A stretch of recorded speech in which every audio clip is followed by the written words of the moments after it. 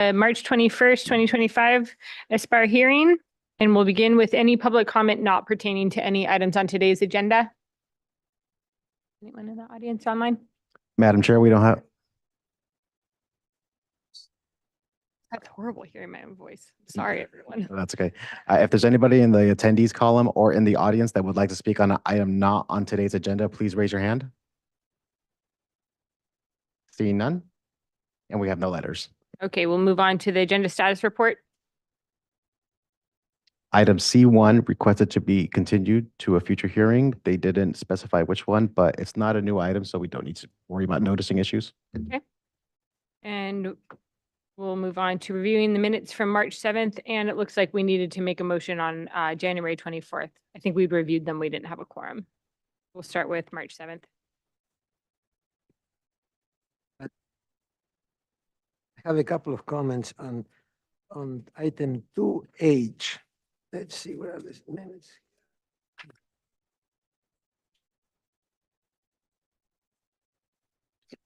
To read, eliminate the way consider and save as provide overhangs and or shade structure at employee dwellings. You got that? Is item 2H, comment 2H, right? It's who's So speaking? just to say provide overhangs. Yes, just say provide overhangs and or a shade structure at employees' dwellings. Okay, on item C, 6D. Let's see, what did I have here? 6D, again, on 6D, consider eaves or shade element on guest, 6D, on guest house. Similar idea. Instead of incorporate, just consider eaves or shade element on guest house. And 7E, it's a little bit, the wording is a little bit off. Consider, let's see, excuse me, that's 7E, 7E, 7E. No, from this other side, okay. Hmm. Yeah, Right. yeah.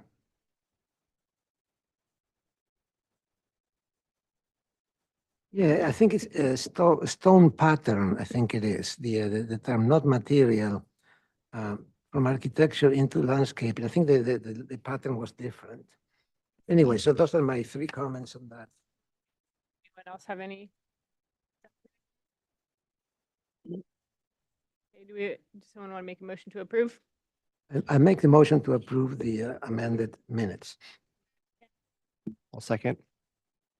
All those in favor? Aye. And I wasn't there, so staying. 4 ayes and 1 abstention. Okay. Move on to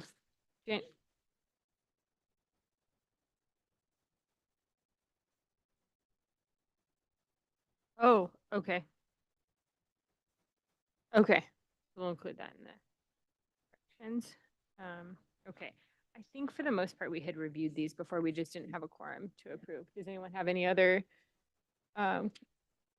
changes? Okay, do we have a motion to approve these minutes with the amended date of January or February 7th? I so move. The second? All those in favor? Aye. There. Okay. All right, moving on to the Aspire members' informational briefings. Does anyone have anything? I have to leave by noon today, but Noon? Okay, we'll probably be done by, yeah. hopeful thinking. And I need to recuse from item 4. Thank you. Need to recuse from item number 1 and item number 4 as well. And I think this is probably the time I'll say I've had one conversation, ex parte conversation on item D1, just to understand the context of why the project was coming to us as the SB 330 application. Yes.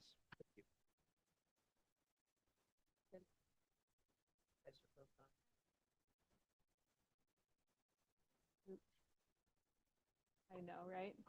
Technically, neither of us are contracted for it, so I guess we don't have to, right? Okay, all right, then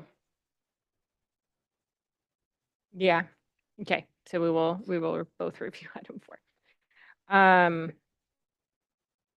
Okay, so we will move on to the staff update. Do we have anything, Joe? Good morning, Madam Chair. No updates from me today. Okay. It's a little hard to hear, Joe.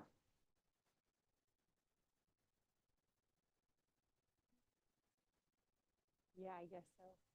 Amy might be able to, but Josh is definitely gone. Okay, and item C1 was continued. So we will move on to item D1. Are we going to get an introduction from staff before the applicant's presentation? On D1? Madam Chair, so we do have the planner on here as well. And I did just wanted to make, I have a question. Do we have members of the public that are wanting to make comments on D1? Yes. We do. Okay. So we can take public comment on it. I just wanted to mention to everyone that this is a discussion item only. So the BAR does not have jurisdiction to require that changes be made, but the applicant can take these comments and incorporate which ones they would like. And for members of the public, if you're making comments, so this is an aesthetics review board.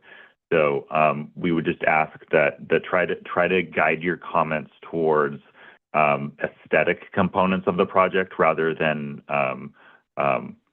comments regarding the use, as that can be guided towards the Planning Commission.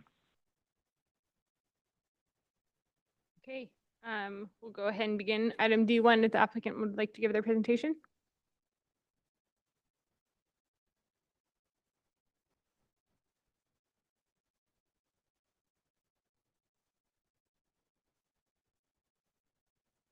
Hello, my name is Lonnie Roy. I'm the agent for the property owner. With me is also Keith Nolan. He's the architect on the project. So 6737 Sueño, we were asked to come before your board by the Planning Commission to do an aesthetic review of the project. And you'll see throughout this presentation. So we received comments from Planning Commission. They were kind of mixed on the project previously. So we've kind of put together an alternative proposal, taking into account their comments. So this presentation will kind of show the architecture as was put forward towards Planning Commission and the revised plan. So we can kind of start to go through it. Next slide, please. So a little bit of context. This is the property. It's a relatively larger property within this area. To the west of it is primarily single-story, single-family homes, some single-story multifamily homes. To the east is a park space that's called an orchard. And then further east beyond that, there are some two-story multifamily structures. Next slide. So here's some photos. The top 4 photos are of the subject property. So it's currently developed with a single-family home and a 2-car garage, and the lot is relatively underdeveloped. If you look at photo 5 in the bottom left corner, that's representative of the scale of most of the structures that you'll see west of the property. The photo 6, that's a 2-story multifamily structure directly across the street. Number 7 is the park space that you'll see to the east of the site. And then 8 is further east of the site, 2-story multifamily structurals that you'll see on the street. Next slide. So a little bit of context. So the project was submitted in January of last year. A formal application was in February. It was deemed complete 6/28/24. It went to Planning Commission last month. So the project isn't subject to the recently adopted objective design standards since it was deemed complete prior to that. But in this redesign, we have looked at those and tried to implement some elements that we could, try to make the architecture better. So the base density of the site is 11 units. It's in the student residential medium density. And if we look on the map, it's kind of hard to tell, this is from the city's GIS, but majority of the properties around it are within that density level. If you get more towards the northeast, you start getting into the higher student residential density zoning designation. And you can also see there's quite a bit of recreation zoning around the property. So we are proposing to use state density bonus to get our density up to 16 units. We are also utilizing 3 state density bonus concessions on setbacks, height, and bedroom density. And then regarding parking, the AB 2097, there isn't any parking required for this site due to its proximity to qualifying transit stops. What we are proposing is to utilize the state density bonus parking requirement, which we are proposing, all of our 16 proposed units are 3 bedrooms, so it's 1.5 spaces per. So we are proposing 24 parking spaces, even though none are technically required. Next slide. Here's the site plan to kind of give a more visual graphic of kind of the setback modification. You can see the dashed red line.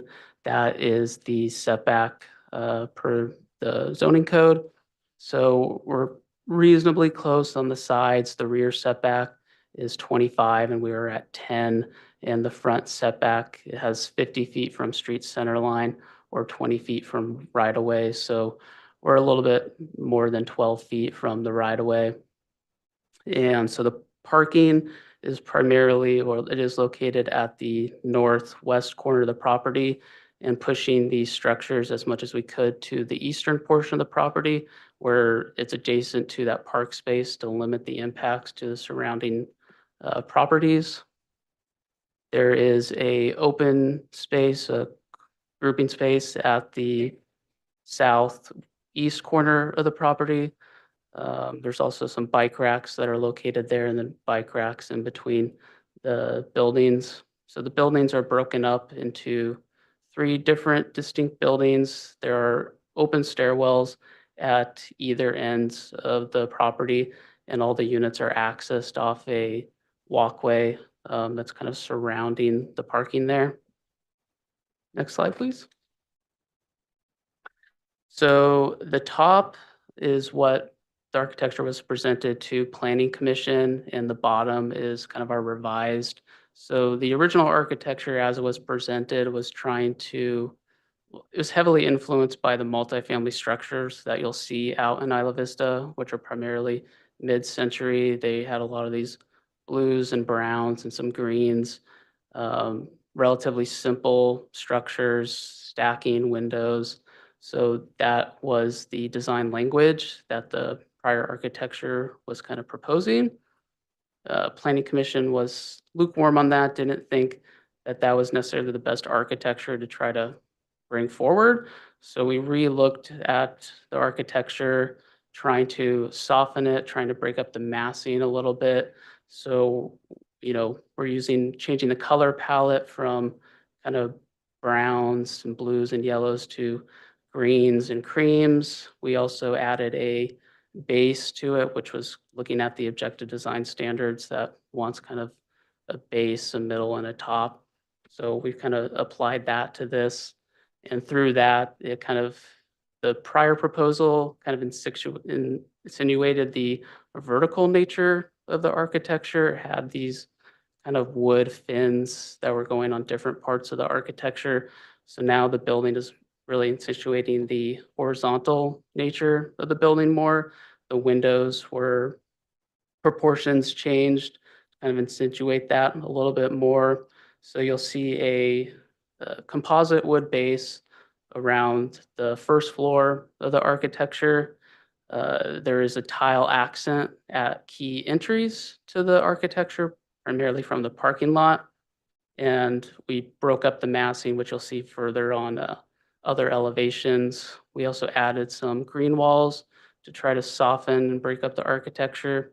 So this is the street elevation, which you'll see from Sueño. So the articulating element that pops out closer to the street, that was revised to have a green wall element to it.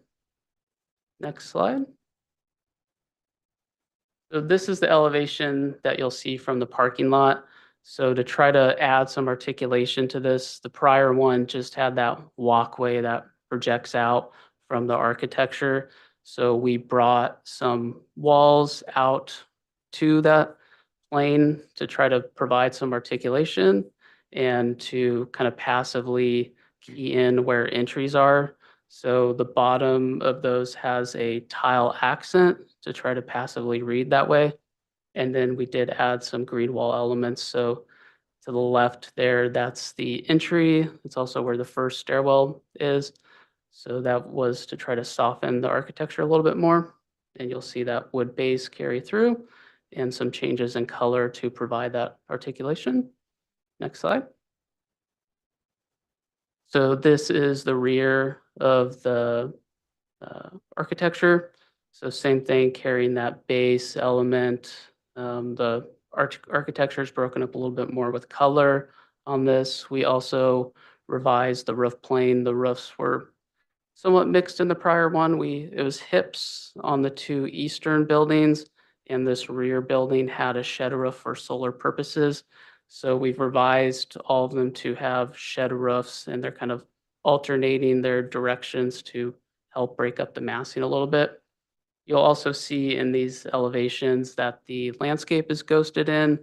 Later on, you'll see the original proposal was primarily palm trees around the property because that's what the owner prefers, but we've revised that to canopy trees to help try to screen the property and to soften the architecture. So there's podocarpus that are located around the building. Around the parking lot are melaleuca because the building's a little bit further set back. So we felt a more transparent tree was appropriate there. And that's also the back corner where you see the gathering space. So that's the one area of the architecture that there are palm trees because the buildings are further set back. Next slide, please. So this is the east elevation. This is the elevation that you'll see from the park space. So this one also, I think the breaking up the massing was accomplished to a greater degree. The units have outdoor patios, so the roof was pulled back at those patios, so only the building massing kind of comes forward, so it provides more of that articulation. And the use of color, I think, also helps break up the architecture. You can also see here, we do have some green wall elements at key kind of gathering areas. So in the rear corner, there's a green wall element on the wood base material there. And then also in between the two buildings where there's bike racks, there's a green wall element there to help soften the architecture. You can also see the ghosted in trees that are planted along here to screen and soften this elevation. Next slide. So we have some perspectives to better illustrate the revised design. So this is looking at the parking lot and the building from the street.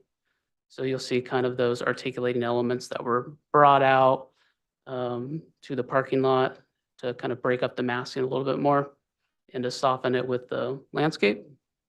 Next slide. So this would be looking at it, the east elevation. So if you were in the park space, there is a existing fence there and some pretty dense vegetation already. So that's not represented on here. So in reality, as it exists right now, you wouldn't really see that base material, but we are proposing the trees to soften the architecture further up. And then you can also see a better representation of the proposed design. Next slide. So here are 3 vignettes of kind of greater detail areas on the architecture. So the top left, that is the primary entry from Sueño Road. You'll see the stairwell there that will provide access to the 2nd and 3rd floors. The image to the right, that is the primary entry from the parking lot. So those are those 2 elements that we brought out to the walkway plane, accented it with the tile so it reads more as an entry. And then the bottom left, that is a vignette of the gathering space that's provided on the property. Next slide. So this was the prior landscape plan. As I had mentioned, it's primarily palm trees. The larger palm trees were either going to be queen palms or some other larger palm species. The smaller ones were king palms or giant birds. And then there were a few canopy trees, but they're relatively sparse. The next slide. So we've revised that to be canopy trees to help to soften and screen the architecture and the massing. So as I'd mentioned, around the building, those are podocarpus, around the parking lot, melaleuca, and then palm trees are kind of limited, accenting kind of a interior into the parking lot, and then the back gathering space and a little bit at the front yard area. Next slide. So here are images of the plant palette. So next slide. And that concludes this presentation. So we have plans of the original proposal uploaded and then a lighter plan set of this revised proposal. It doesn't have the floor plans because those weren't really changing in this proposal. So we can go through those if you have any questions. Sounds good. I realized I didn't read the full project description, so I'll go ahead and do that now, and then the staff memo as well. So at the request of Lonnie Roy, the agent for the applicant, Mission Isla Vista Partners LP, for voluntary review and recommendations of case number 24 DBP 00005 and 24 CDP 00021, the Housing Accountability Act and SB 330 project for the construction of 3 new 3-story apartment buildings totaling 15,213 net square feet. The project includes 16 residential units, 16 3-bedroom units, a management, including 16 3-bedroom units, a management office, and will have a maximum height of 36 feet, 7 inches, 24 parking spaces, 48 bike lockers, 52 bike racks, will be provided to serve the development. Other site improvements include a trash enclosure, 2 6-foot tall gates or and/or fencing, clustered mailboxes, clustered parcel boxes, concrete flatwork, and landscaping. The grading will include 413 cubic yards of cut and 75 fill. It's a 0.65 acre parcel located at 6737 Sueño Road in the Goleta Community Plan area. And the staff memo, other than the description that we just read. Yeah, scroll down, Jonathan, please. I think it didn't, let's see, existing on-site development, I think the rest, no trees are proposed for removal. The rest is the same as I just read. Existing on-site development consisting of 1 residential structure, 1 garage, and various shed and storage containers are proposed for demolition and removal. The proposal is requesting a 45% density bonus of 5 additional units, the SDBL parking ratios, and 3 concessions. The concessions include bedroom density setbacks, max height limit for the SRM zones district. It will be served by the Goleta Water District, Goleta Sanitary District, and County Fire Protection District. Access will be via Sueño Road, and the rest we've already read. Additional conditions may be applied to the project at the development plan and coastal development permit phase. Additional information indicates a need for a condition to condition the project to achieve consistency with these policies. Final approval of the development plan and coastal development permit is subject to review by the Planning Commission. Okay, and then we'll move on to questions from the board. Yeah, I have a couple of questions. What does the green wall element mean? Is that like an ivy or some kind of a plant or Yeah, so there's vine? 2 elements. So the green wall elements in the parking lot, those would be a creeping fig. So those would be self-clinging to the wall. And that's because it has kind of these random openings, and we thought that material would be easier to maintain for that application. The green walls that are on the composite wood base material, so those would have some type of trellis element, and those are proposed as star jasmine. Right, the trellis will be separated from Be the from the separated, wall, yeah. so the Right green- now in the renderings, it's rendered more as like kind of a wire type trellis system. Yeah, so it would be projecting out a little bit from that material. And the base material would be like board and bat, like Either like a that or plank. just a vertical plank. It is proposed as a composite as opposed to a natural wood, Mhm. just for durability purposes. Great. Okay. Thank you. I have a question. Are you guys planning any type of site walls around the property line, or what do you, are you relying just strictly on plant material for the south, east, west? So it's currently proposing to reconstruct the wood fence along the property line. So that would be a 6-foot high wood fence, and then we would have plant material interior from that. Okay, thank you. And the next question is there planned to be a security gate going into the parking lot? There's not. I have a question too. Jonathan, can you go to the site plan? So what are the properties immediately to the south? So they're single-story structures, I believe. Single family residence? If you go to the other aerial, I think, yes, I believe they are. And to the west as well.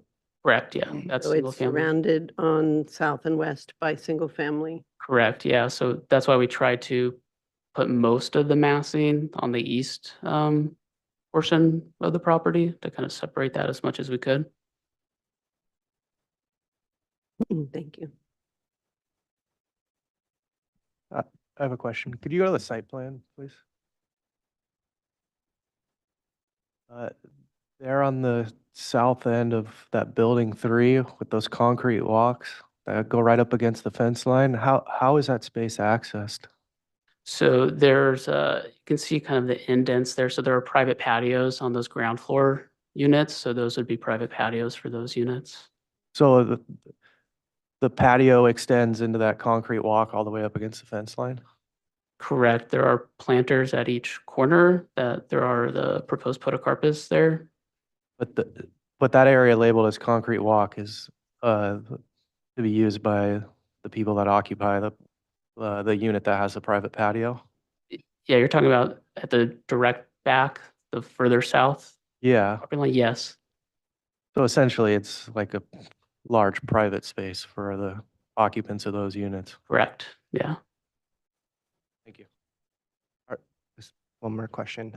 Are there other community or public spaces for these residents besides the artificial turf zone that you guys are showing? Is there any elevated areas for? There isn't currently, no.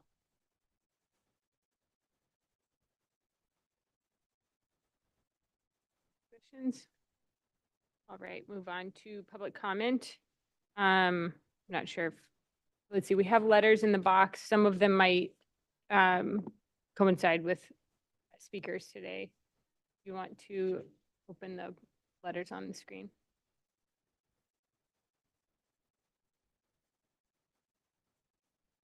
Madam Chair, sorry about that. I have a meeting with the Isla Vista Community Services District on parking in this very neighborhood. So if there's any way I can get in and out of here before 9:45, I'd appreciate Go that. ahead and fill it. Did you have a corresponding letter in the box? I was just gonna cross-check. I'll just have you speak Come first. back. then. Okay. Do we have? Oh, yeah, okay. All right, we'll begin public comment, and I'll call up first Laura Bridley.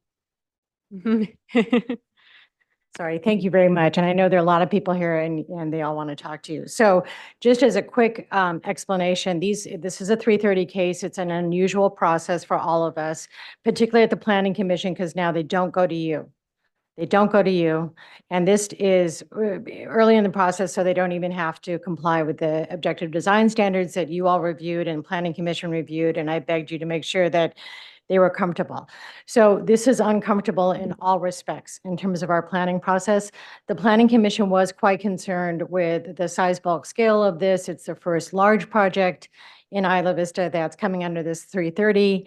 There are several more on our projection report. So what Mr. Roy produced today was an improvement in my individual opinion, but we're interested in your feedback. Staff will tell us you have no discretion. Staff told the Planning Commission we have no discretion. So we're doing the best we can in terms of if you can give him any feedback to make it any better, that's great, but they don't really have to go with our advice. So Thank you for taking a look at it. I don't know that I can succeed in getting the Planning Commission to refer it to you. In future 330 cases, I am hoping that staff could do this and encourage applicants, and applicants will be kind enough to do that for the sake of the process and our planning, success. But I just want to explain, that's why it's here with no discretion. If you have any questions, I can stay, but other than that, I got to go talk about parking. Thank you. All right, thanks. Ms. Riley. Okay. Set the timer. All right.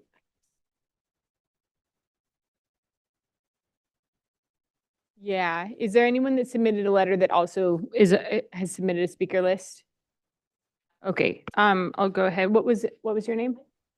Kate. Pegeen. Okay, I'll call up Pegeen Suter. And just to clarify, everyone will get 3 minutes, so that's why I'm. Yeah, I have some Perfect. images. We have them right here. Yeah. Help with visuals. Thank you, Laura. Anyways, I understand you have no discretion. And this is a little frustrating because normally you guys have great ability to look at a project and see how it fits in with the rest of the community. So anyways, Pegeen Suter, 42 resident of Isla Vista. I live on the east side. We share a property there, my husband and I. I'm going to walk you around the block. So right here, 2 single-family residences. What we're going to have, normally there'd be a 25-foot setback, and it would only be 2 stories for development because of these new 330s. So we're now looking at just a 10-foot setback from these 2 residences and 35 feet. So that's going to be right over this entire area. Next slide. Okay, this is looking at my neighbors, the Summers. They are also going to have 3 stories right over, that's the gray building where the palm tree is at. And as you look at these things, 3 stories is the same height as an electrical line. So keep that in mind as you're looking at the surrounding neighborhood and what this will look like. Next slide. Okay, we are now looking at the existing structure. That's the peaked roof on the right-hand side. And again, if you look at that electrical pole, this is what we're going to be looking at in that whole area. Next slide. This is what the neighborhood looks like. 2 stories. There is parking, but this is at 1 o'clock. Normally there is absolutely no parking in this area at all once you hit 5 o'clock. Again, here's the electrical poles. That is going to be the height in comparison to the existing buildings. One more slide, I think. Okay, this is the view across the street, one of our beautiful parks. It's a great neighborhood. It's a beautiful neighborhood. Lots of single family homes, mixture of students and long-term residents. One more slide. Okay, this is looking down the street. And again, look at the electrical pole. There's going to be our height. I know you can't do much. I guess normally you would have the ability to look at the bulk and look at how it worked with the neighborhood, and we can't do that now. I appreciate some of the architectural changes that have been made. It softens it, it makes it a little better. But honestly, I would love for it to be 2 stories. If it was 2 stories, it would fit. It would not cause the immense problems we're going to have with parking. Right now, 100% parking right there. And we're going to get an addition of at least 70 cars. And there's 3 more proposals in our neighborhood. They're going to be 3 stories tall. This is the first, this is precedent setting, and this is a harbinger of things that are going to happen. And I'm sorry you can't make any decisions and you can't do more, but whatever we can do, folks, would be really appreciated. Thank you very much for your time. Thank you. Wow, you were very well timed. Okay, we'll call up Ernest Knapp. Ernest Knapp. Oh, I'm sorry. Let's see. Is there anyone else that submitted a letter that would that submitted, and what was your name? Okay, we'll call up Harry Reese.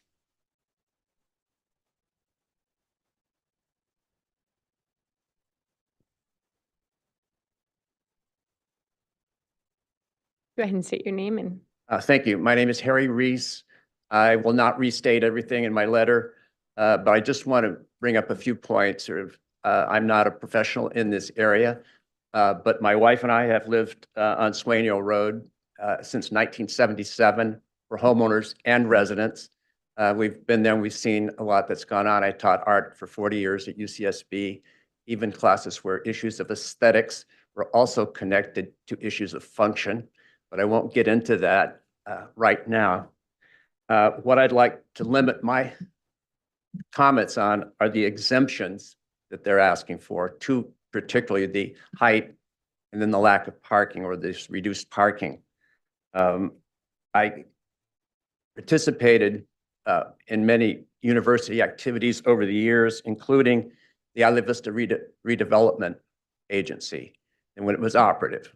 And there were many charrettes that went on, faculty sessions, discussions, and every session that I attended agreed to limit anything over 2 stories to the area right next to the campus. It was called the eucalyptus curtain, right around in that area.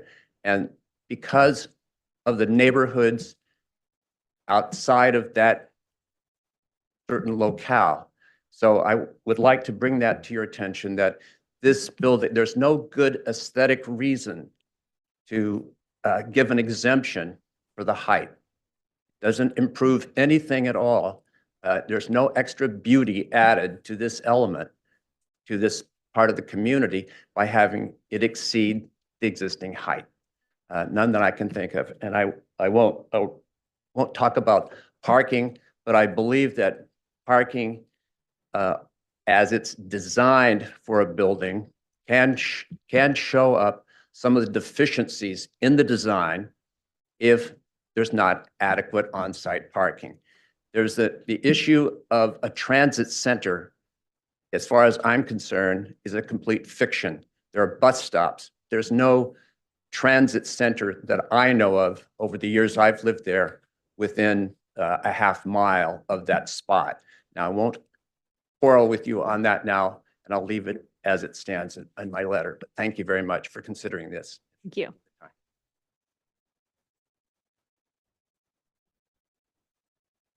All right. And is there anyone else with a letter that, Paul Robert? I don't know if I have a speaker slip for Paul Roberts. Okay, so we'll go ahead with the speakers here then.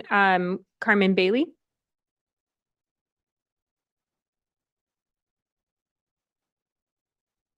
Good morning. My name is Carmen Bailey, and obviously I was not aware about the aesthetic aspect of this meeting, but I do want to emphasize that on this particular property, just adjacent to it, there is a natural, park of, grown trees.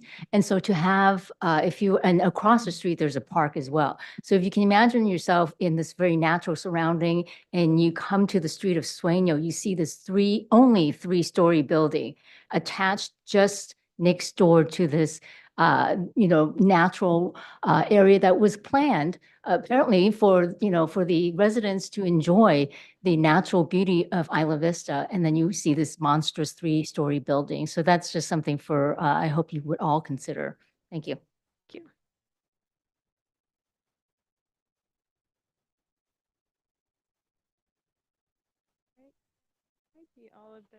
Was there anyone else that was hoping to speak?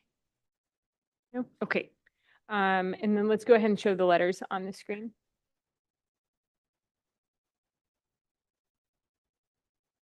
And is there anyone online, Jonathan?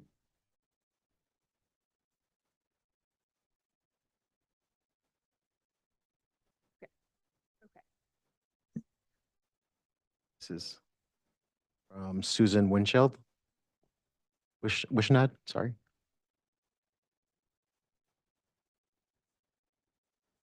Similar concerns with the height. Scroll down. Keep scrolling.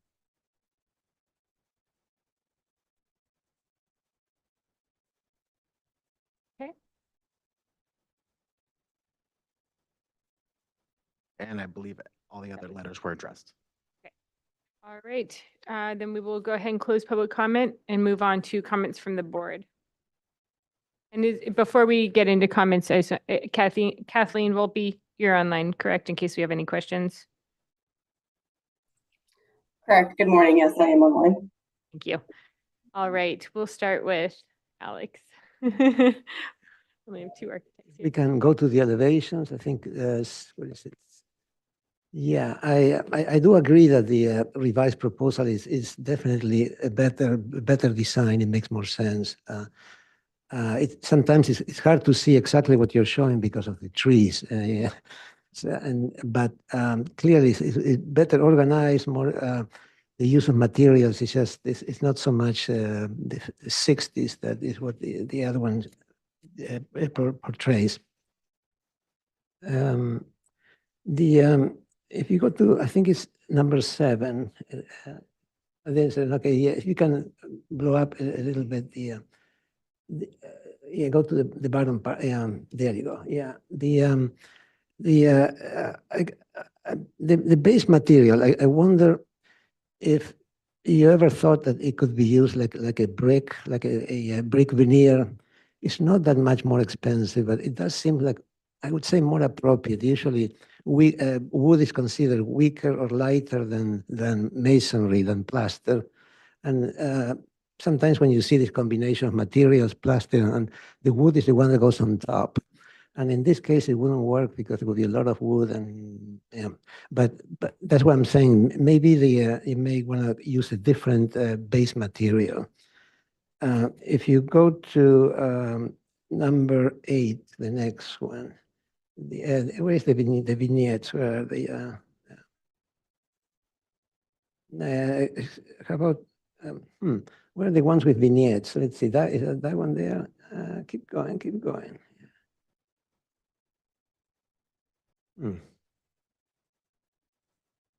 No, maybe they're in the other set. Okay, well, it's the width of the on the first floor on this side, you have an interesting stone tile pattern. And I think it's a very good idea. When you have a picture of the side of this building, it shows that colonnade, those pilasters they seem weak. In one of the vignette number 1 on page 8, but I don't see it here. It's on the other set, I guess. The one that has the.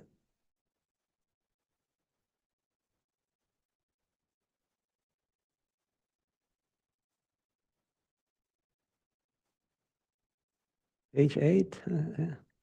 Yeah, there you go. Vignette number 1. If you can blow it up. The first one, yeah, there you go. You can see how the support of the corner of the building is awfully narrow. It should be at least 12 inches thick, and wrapped on that tile material that you have. I think that would be a nice improvement for the first floor. Regarding the trees, I'm going to let the landscape architects speak.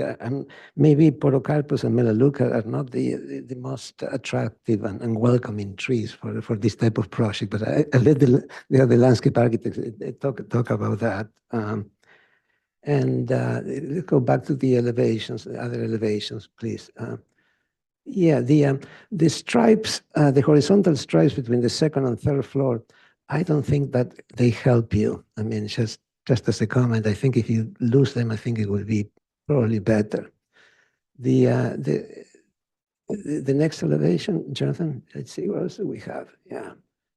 I kind of like the windows are organized. It seems like in the one on the left, the third floor kind of went sideways and it's a little bit off, but probably okay. I'm a little bit concerned that the green element will not remain green through the duration of the life of the building, but again, I let the landscape architects handle that. And I think that's about it. That's what I have. Thank you.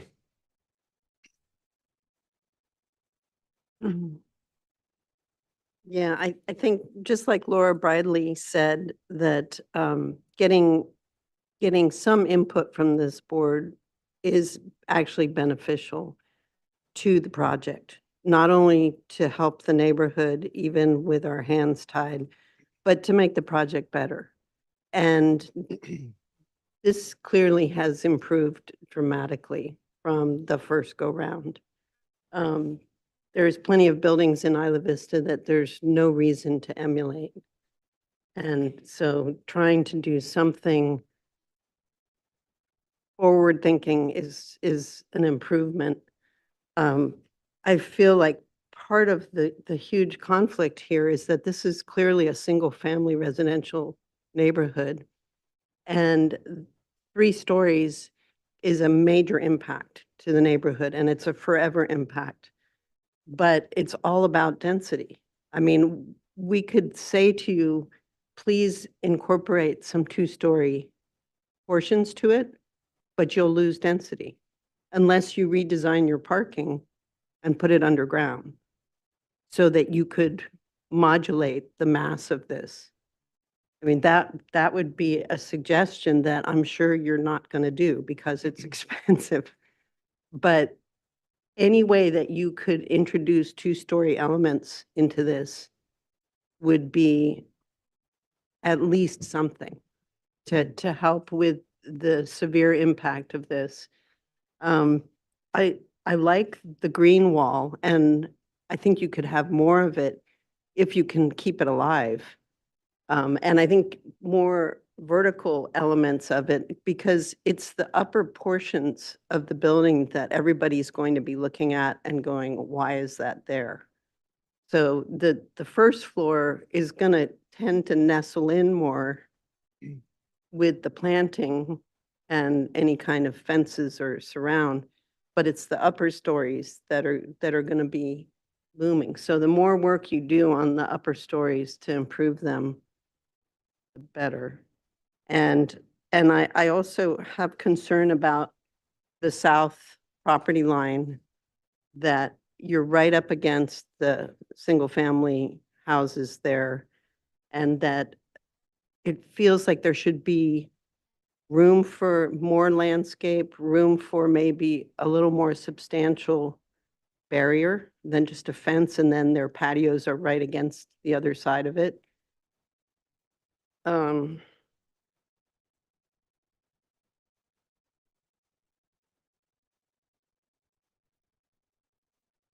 I actually like the horizontal bands. I think without them, the building will look more bulky. But anything that you can do to mix horizontal and verticals to break up. Can you go to the other elevation? Yeah. And no, go up a little. Oh, yeah. Well. Yeah, I think it could use still more mixing of horizontal and vertical to try to take away the visual impact of the 3 stories.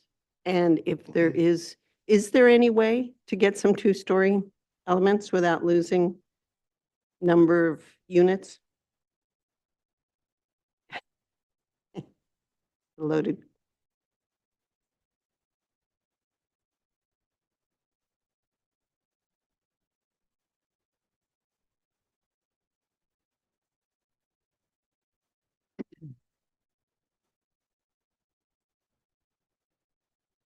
Well, okay, well, something to look at. Okay, thank you. Okay. Yeah, thank you. You know, I agree with a lot of the comments expressed by the architects. I think we can get a few things out of the way. I think, you know, this project is not compatible with the neighborhood. Size, bulk, and scale is not compatible. I think you guys know that, and I think we all know that, but you know, our hands are kind of tied at this point. With that being said, you know, as far as the landscape goes, I think there, you know, it's a nice palette of plants. I see what you guys are doing. I would think that, you know, strictly relying on the property line hedges and kind of a low level wood fence is not sufficient. I think there's reasons to do a masonry wall or something more substantial for sound in addition to just security and making this feel like it's a little bit more separate from the single-family residential units. No, it's a little late in the game to express probably movement of this building, but kind of curious as if it was ever studied that that whole back portion was ever considered to move towards Swenio Road and have some type of pass-through and have parking in the back. I'm sure it has been studied.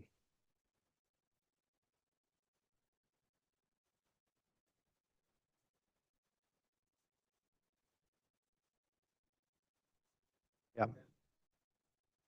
hmm That is a comment, though. I think, if you had some type of pass-through, I would rather, as a resident, see the building on the road rather than in my backyard. As far as the screening, podocarpus with the pallet is probably a okay hedge material. It has the ability to get really tall. I know there's restrictions on heights, but, letting that kind of come up a little bit will help with the scale of the architecture. I agree with the green walls. I think, plant selection is predominant and who's taking care of those and maintaining those to make sure that they're very full. Quick comment on the architecture. I think that the building is already very loud just because of how big it is. I do think it's a really interesting roof design. I think it has some California kind of eclectic vibes to it, which is nice. But I think the green, for me at least, is a little too loud. I think the building's already loud enough. If there was more neutral colors that could be studied, potentially like a gray or something in that realm, I think would be more fitting for the neighborhood, but it's just a personal preference. I think that's it. Thank you. Robert? Yeah, so I agree that your guys' project has improved greatly between the two iterations. But just the nature of fitting these 3 buildings on this site, I think presents a problem. That, shown by the neighbors' comments here.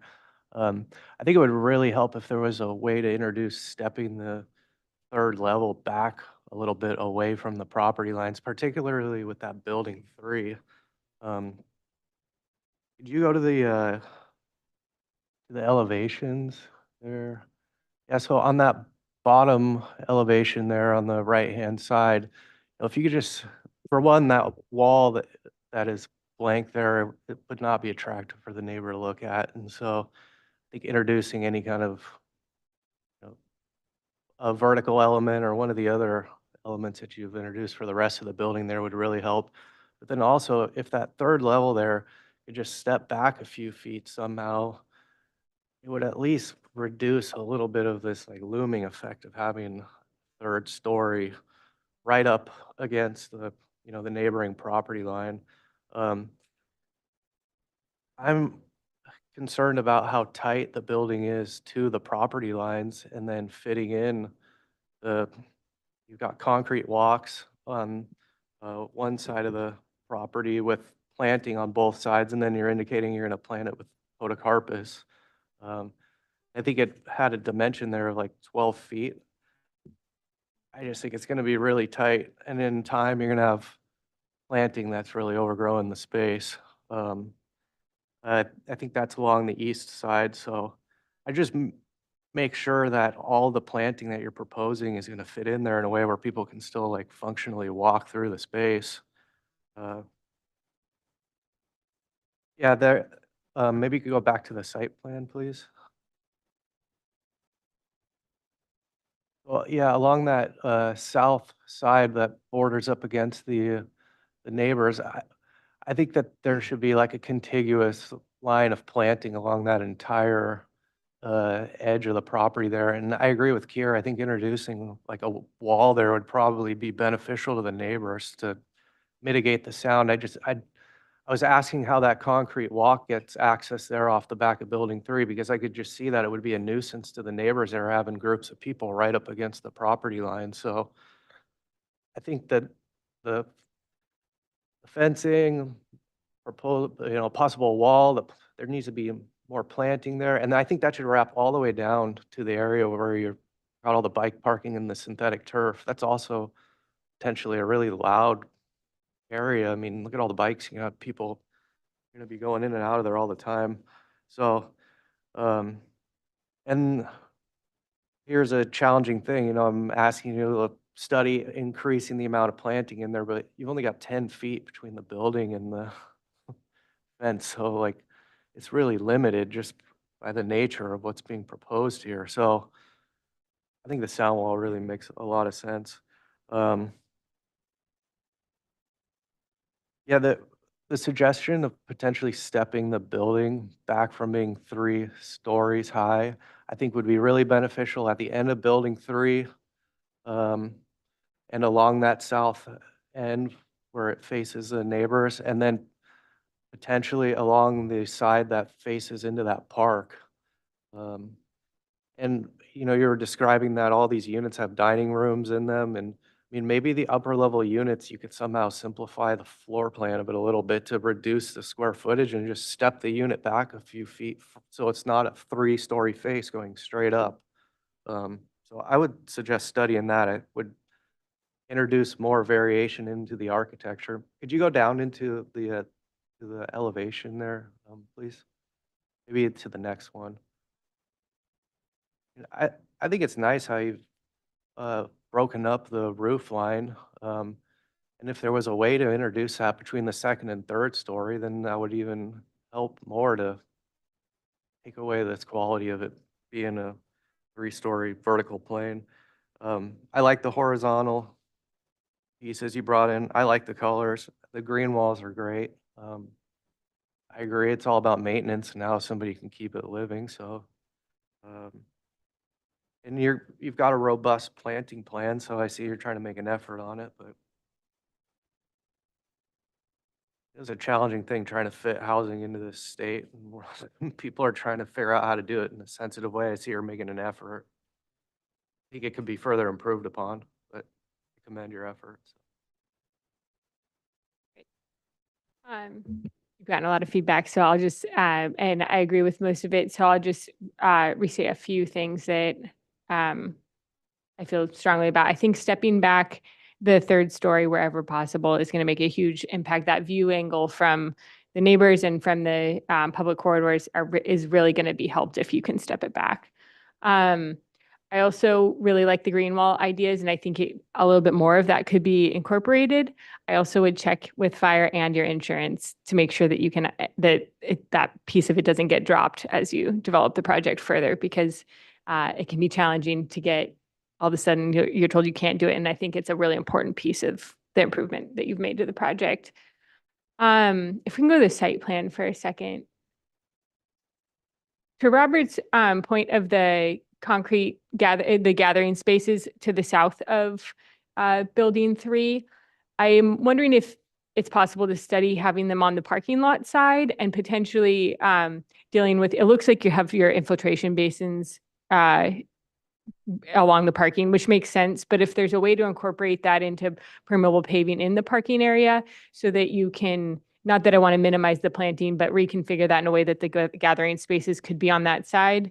I don't think privacy in Isla Vista in these multifamily units is going to be challenging anyways. And so I don't know that there's a huge value in putting those outdoor spaces for the units on the back, just for the couple units that can access to them. I think they'll get more function and be less invasive on the neighborhood, if intrusive on the neighborhood, if they are on the other side.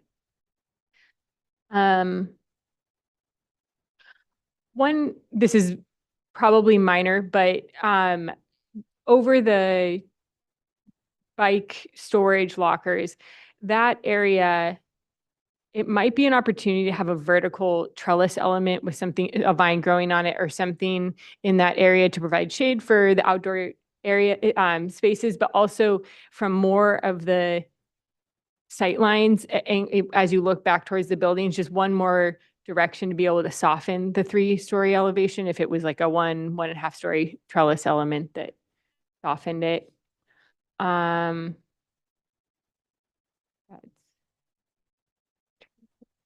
And I agree with Val's comment on if we could underground the parking, it would make all the difference, but we realize challenge to ask for. So I think that concludes my comments. We realize that we appreciate you agreeing to come to us and receive feedback. And thank you to all the public commenters that came today. We appreciate your feedback. All right, Joe, is there anything else we need to close out this item? Madam Chair, no, I believe that's all we need to do. Thanks. Thank you. Thank you.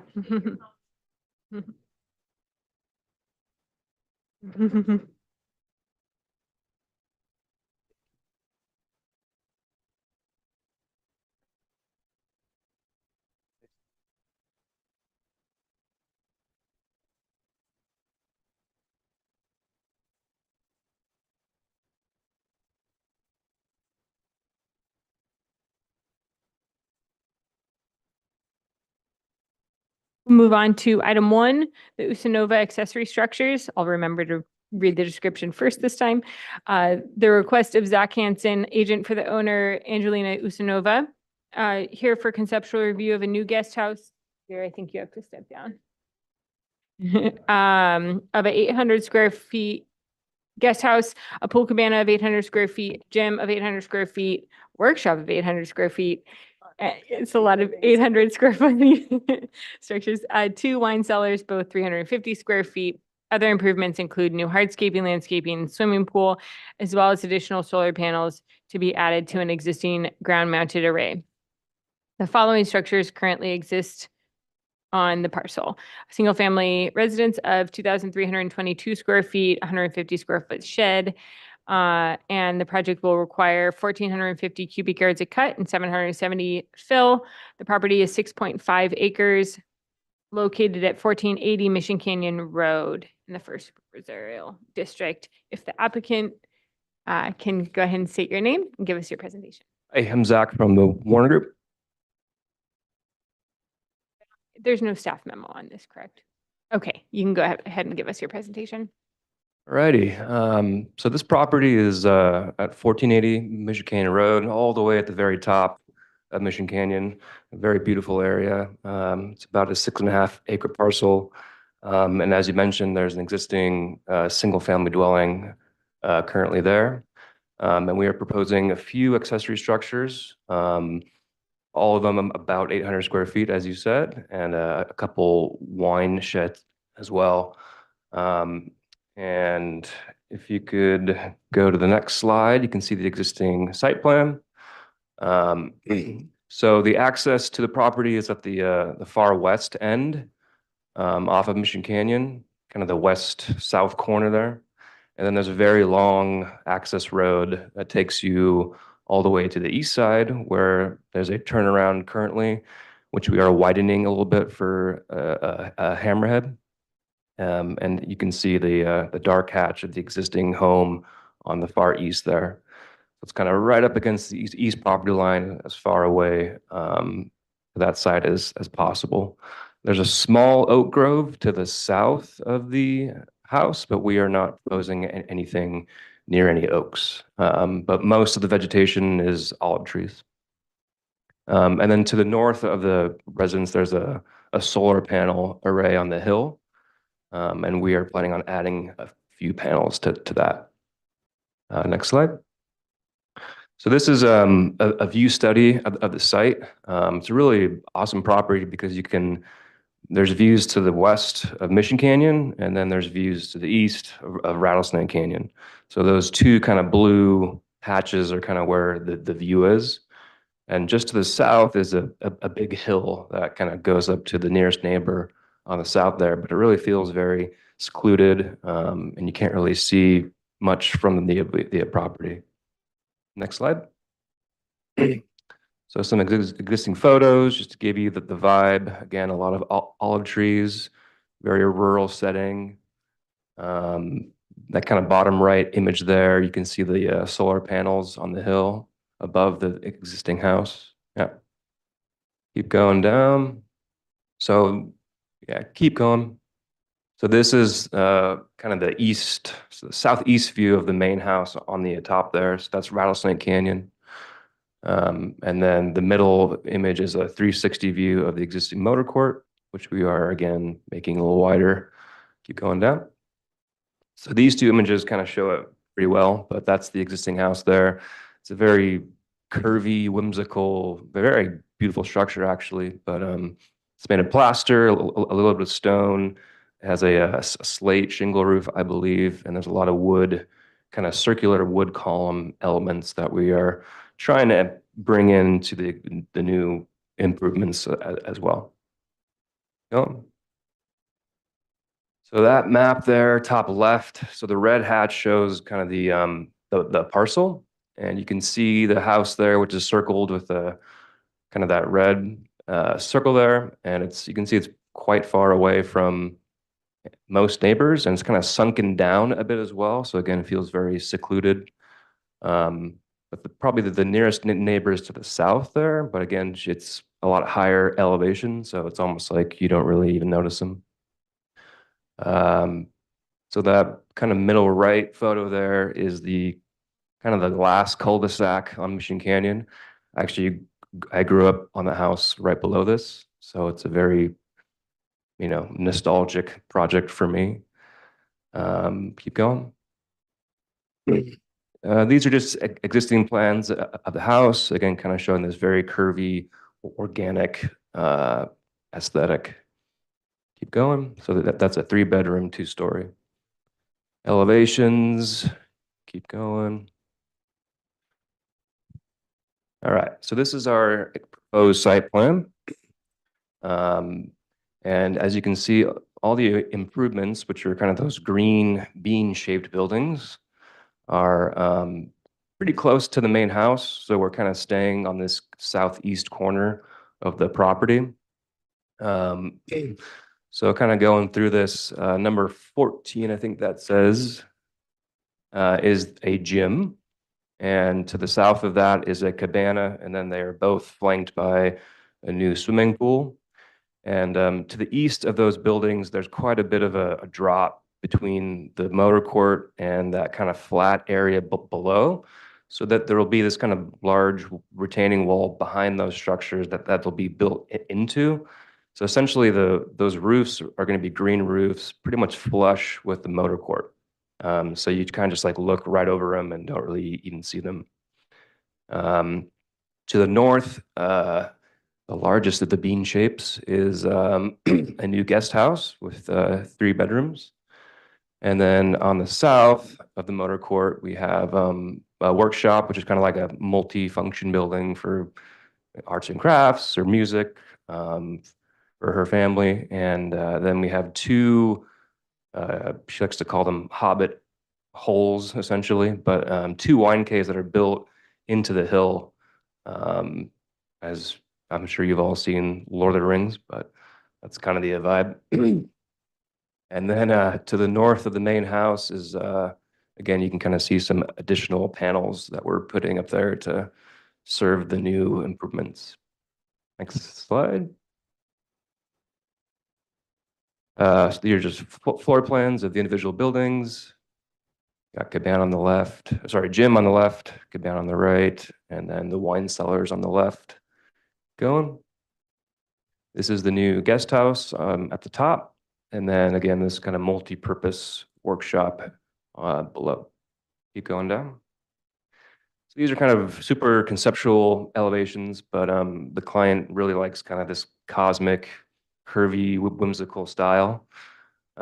So which very much jives with the main house as well, but it's going to be all plaster with kind of these wood elements, these more heavy timber for fire, and then green roofs above.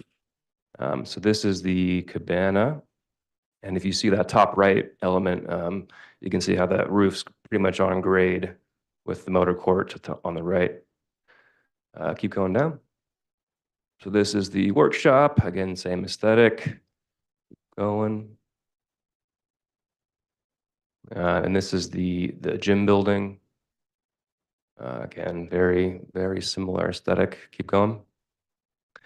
So these are kind of our current 3Ds. The one on top left shows the cabana and the pool in front of it. So it's going to be this very organic pool with a terraced wall that kind of gradually brings it down to grade on the bottom side of it.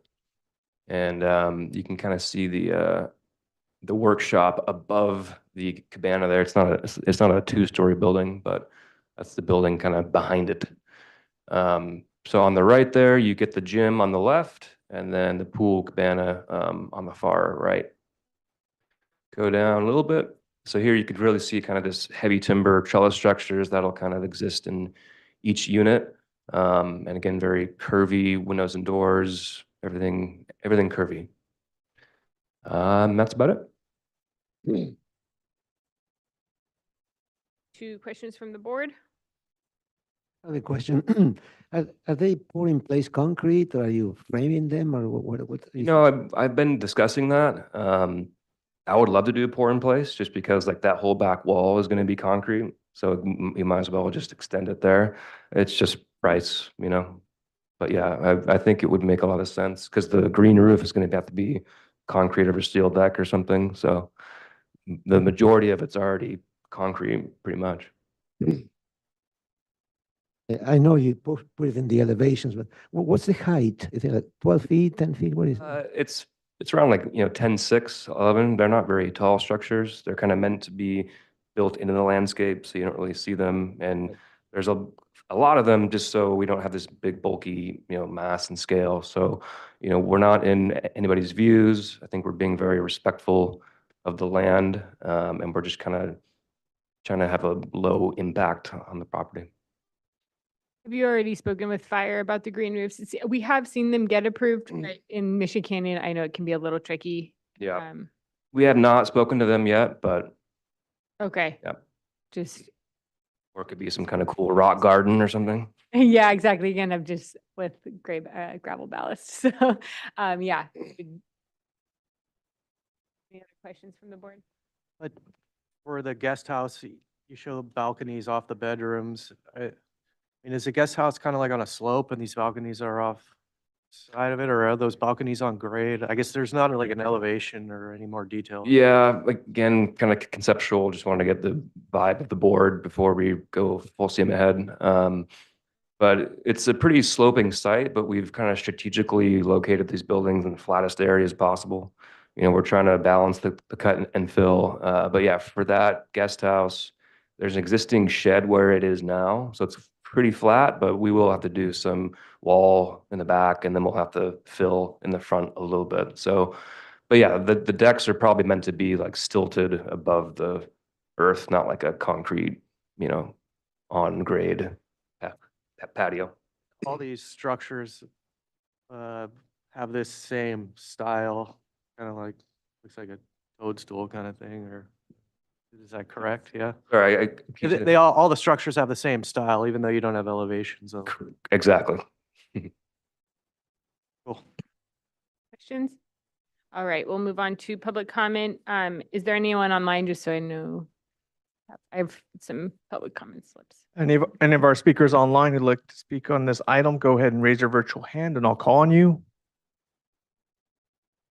No hands raised. Okay, we'll go ahead with our in-person speakers. So we'll start with Mark Chitila. Chitila, sorry. Please state your name and you'll have 3 minutes. Thank you, Madam Chair, members of the board. Mark Chatillo. I'm a neighbor, and there's a few neighbors here. I want to acknowledge and appreciate the applicant for letting us come on site yesterday and look over the program and meet the owner virtually. And it was really helpful. And so there's a lot of neighborhood interest and concern. There's actually 6 proximate neighbors that touch the property, and then there's about probably 15 others that have views of the site. And I would suggest that there be a BAR visit. David, I'm going to remind you about the clock. I have it started. I have it started up here. It's you've got, okay, just know when I get close. And I've got a lot to cover, and I'm my best here. The setting is really important. We don't feel like it's really characterized. I think we'd like to see more elaboration on the plans in terms of how the program is going to lay out on the site in the context of the entire neighborhood and the community, because it is a pretty visible and prominent site to both the east and the west. Because this is an extremely high fire hazard area, it burned completely in 2009. So it's important to have a visual depiction of the property without the benefit of the vegetation, which is very robust right now after the last 2 years of big rains. And so there's considerable concerns about sight lines and the visibility. Even though it is kind of tucked in, it is also on a site that does have some prominence. It's a steep site. It's going to involve an extensive amount of grading. It is, we believe, a historic district. The Olive Grove was part of the Mission era development of the area. In fact, there's a number of historic components throughout the area that need to be considered.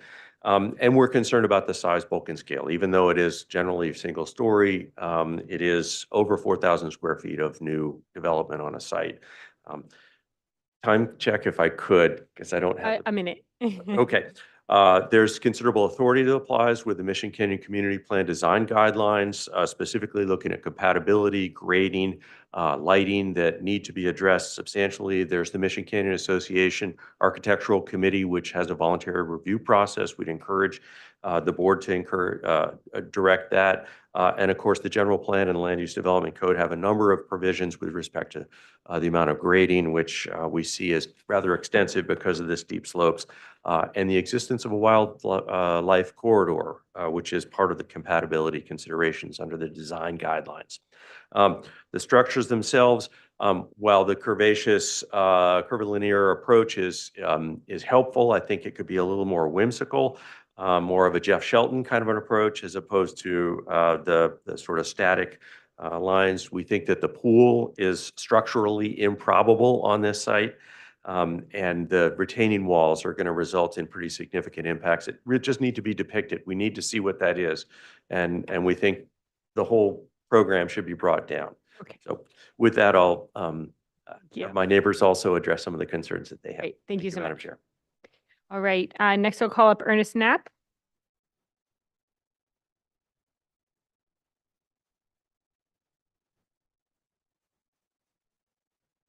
Hi, I'm Ernest Knapp. Our family lives down the road. We've been there a number of years. In fact, our kids grew up with Zach here. And so we're not immediately impacted visually by the project. Our concerns are more traffic going by our house, which I know is not your concern, but when we see 3 800 square foot accessory structures and 4 other smaller ones spread around, well, we understand this applicant intends to use it as a personal property. Once those are built, they do walk and talk like a short-term rental or a resort or retreat. And so if it gets established in that configuration, we worry that it could be a non-residential use sometime. Thank you.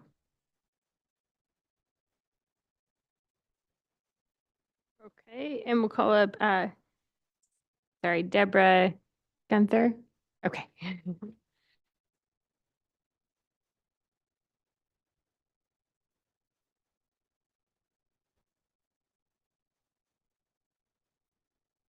I am a neighbor. We don't have any visual look at, but my property is on the west side of the land here. We don't have anything that would.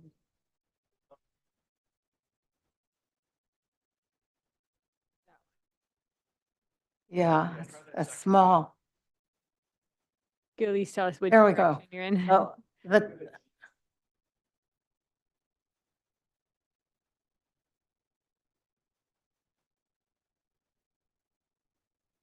the map probably is the best. Anyway, Keep going. looking, There, she might be able to. that's it, okay. Looking east from my property, what I'm seeing in terms of this development, right now I'm looking at a hillside covered with olive grove And you can see how beautifully planted it is. It's all rows, perfectly designed rows of olive trees. And my property is 300 feet from what we're looking at. I'm very, very concerned that instead of rows of olive trees, I'm going to be looking at cut and fill with all of this collection of small buildings, some of them with very high retaining walls. And it's going to be a very big change for our neighborhood. I mean, our neighborhood is really about view. If any of you have been to the end of Mission Canyon, it's all about view. And this is going to change my view, particularly looking east. And I'm going to lose that hillside of very beautiful, regularly planted rows of olive trees. And I'll be looking at this collection of small buildings with retaining walls. And it's a big concern. It's going to be a change for my life. It's the whole view from my southeast view from my property. So, thank you. All right. And is there any additional public speakers? Yes. Did you? Sorry, you can come up. Maybe it got moved to the wrong.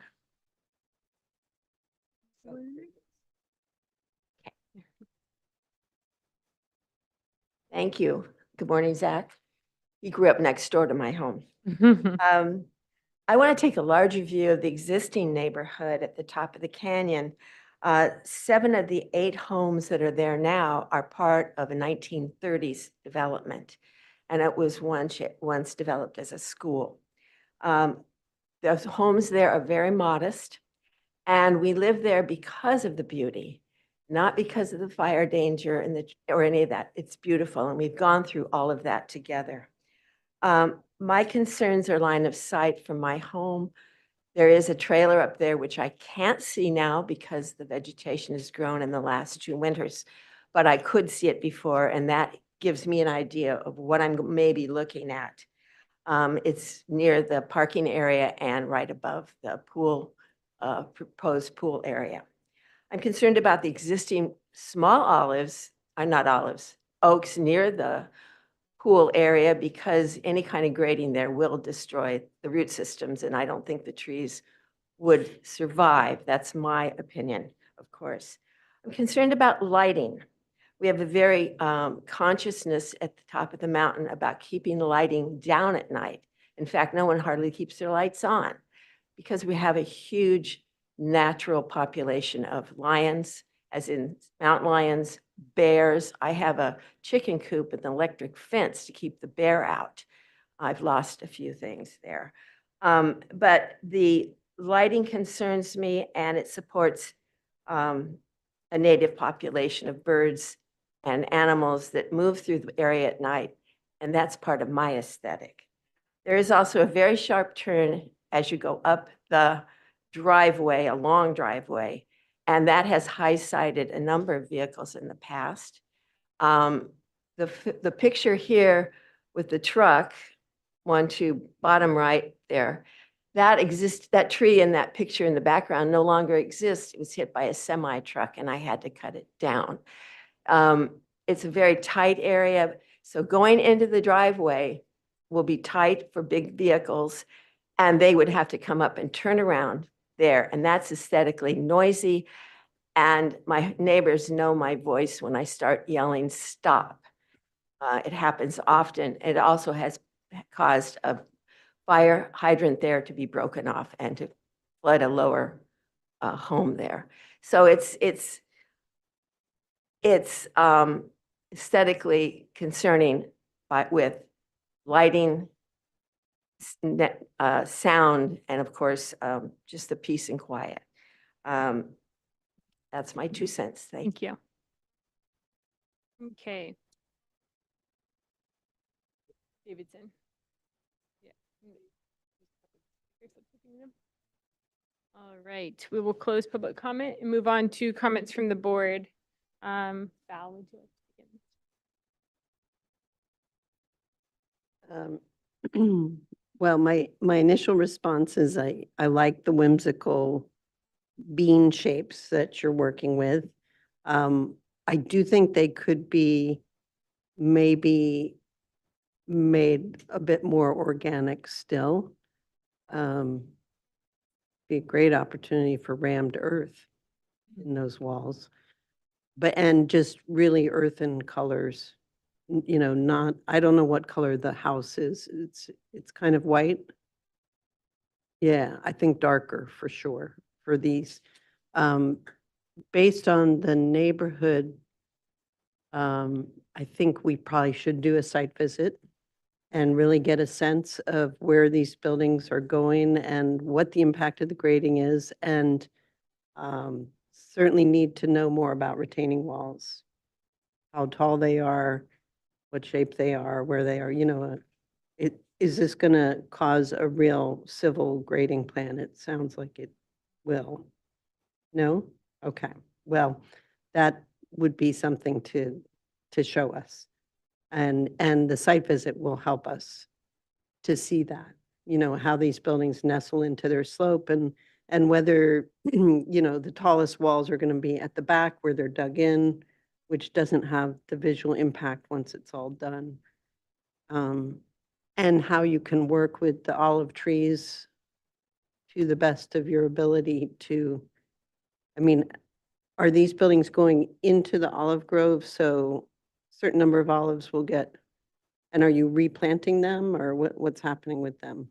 So once again, we've kind of strategically located these in the flattest, sparsest areas of the site.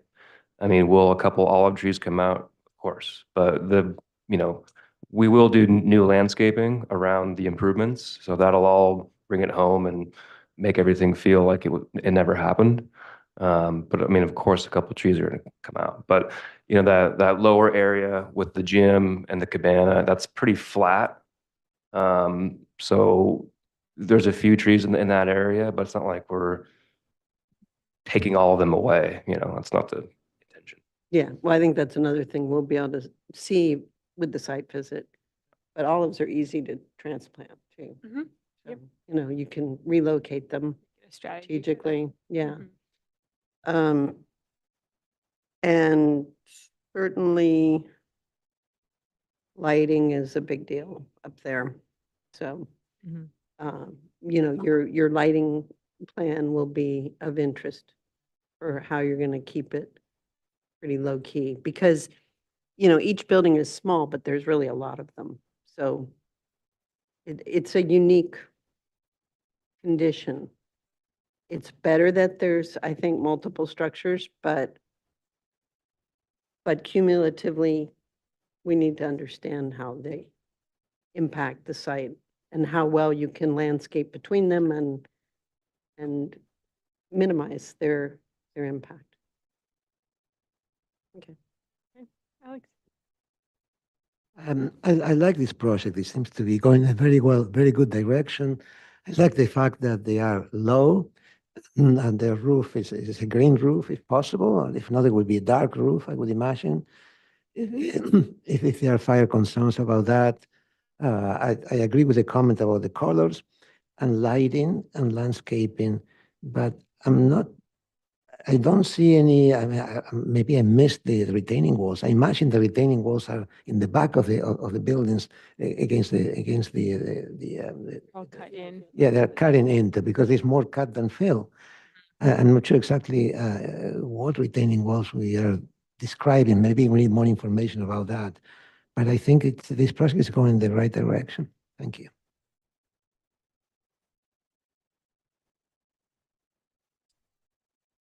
Yeah, I agree with the positive comments on the overall style of the structures. I think we need to see an enlarged site plan that focuses around, the area where all these structures are going. The site plan you brought shows the entire site, which most of it seemed like many things happening there. So, and on that site plan, we need to see all the proposed retaining wall heights.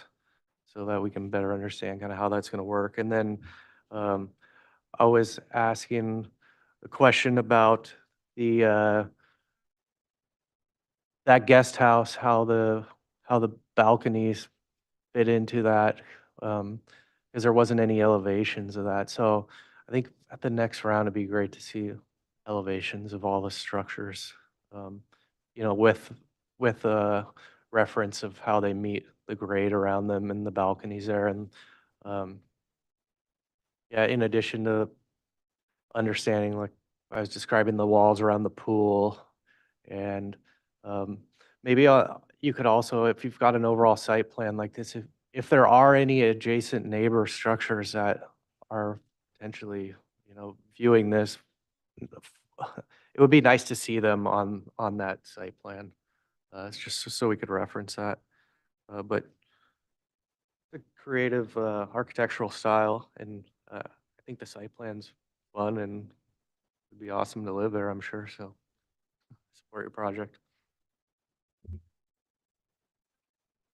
Okay, well, I agree with the previous comments, positive and constructive. Do you know if you have any environmentally sensitive habitat, or is it just individual oak protection on the It's property? not a EHS. There's just that oak grove there and a couple sparse oaks throughout, but Okay. yeah. So there's not that constraint. Okay. Well, I generally like the concept of spacing out the smaller structures, and I think it might be telling once you get your soils report whether it sounds like there might be soils challenges in there. Slopes. Did you just kidding? So it'll be. I think there will be a lot more for us as the landscape architects to review once we see the final siting and how you're responding to it. But the general concept of nestling it into the grove, I think, is good, and setting your access to it so you're not having to demo more of the existing grove than needed will be important. Yeah, I think a site visit will be really telling for us. So, all right, you're here for conceptual review, so there's no motion to be made. We'll schedule a site visit with your preliminary review. Okay, thank you. I think so.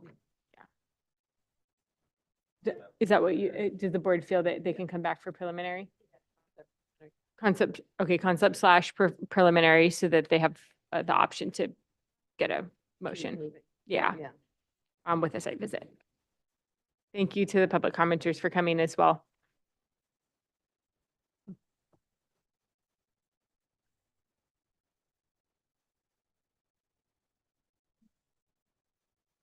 The special challenge for Zach presenting to all of his neighbors. Good job, Zach.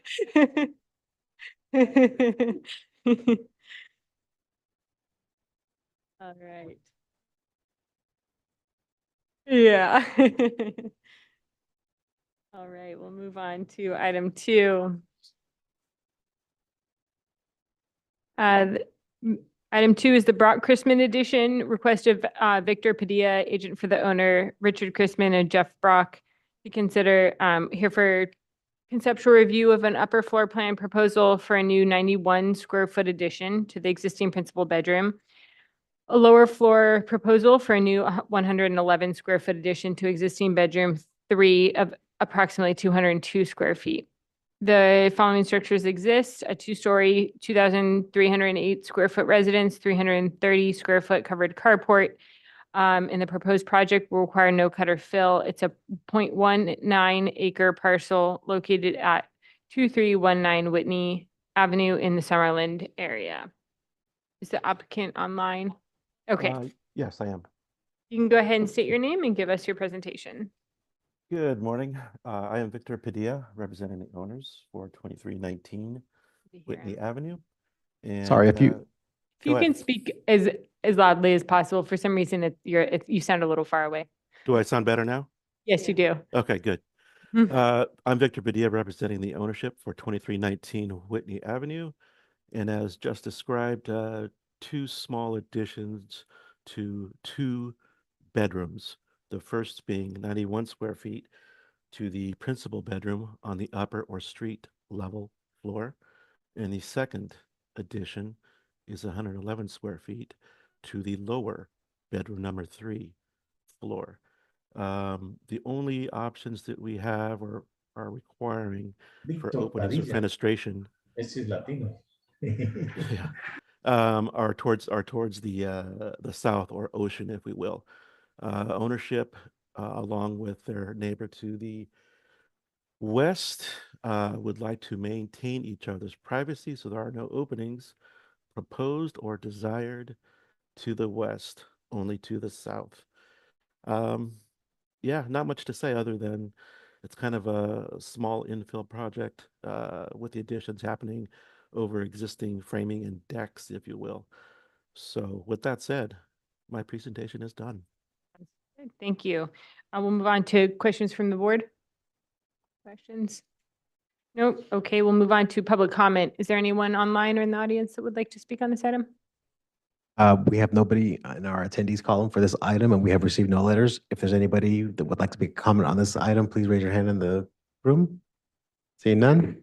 Okay, we'll close public comment, move on to comments from the board. This is pretty straightforward. So does anyone have any comments? I think it's, I like the fact that it's a solid wall on the side, protects the view of the neighbors and is facing to the south. I think it's well done. Great. No, looks fine. Okay. All right. You're here for conceptual review. I think we can agendize you prelim and final. Does the board feel like it can be on consent? Okay. So prelim, final on consent. Great, thank you. Thank you. All right. Moving on to.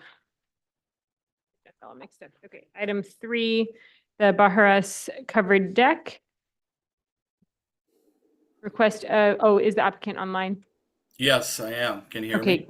great. Yes, I'll go ahead and read the description. So request of Todd Stockwell, agent for the owner, Ralph Barajas, to consider conceptual review of a replacement of approximately 733 square foot deck and approximately 153 square foot addition of new covered deck area for a total square footage of approximately 886 square feet. The following structures exist: a main residence of 2,298 square feet, a guest cottage of 835 square feet. The project will require 1.5 cubic yards of cut and no fill, a little bit. It's located at, it's a 4.32 acre parcel located at 2942 San Marcos Pass Road in the Eastern Goleta Valley Community Plan area. And if you can go ahead and state your name and give us your presentation. Hello, yes, my name's Todd Stockwell. I'm with T-Stock Design Studio. I'm the agent for the owner. The project is basically going to be renovating and replacing the existing deck square footage with a new deck that's been engineered to today's standards and codes, and then also including a covered an outdoor bar area as part of that deck. That's the scope to, that's an addition. Only the covered porch area is the additional element that engages the existing residents. The deck itself is really just a rebuilding of the existing deck, which needs a little help. And then the other scope of work is a freestanding solar carport that's over next to the existing workshop. And that complies with the height requirements and distance from the existing workshop. And so those are really the two elements of this project. And that's about all I have to present right now. I appreciate any comments from the board. Thank you. Move on to questions from the board. You've seen the elevations.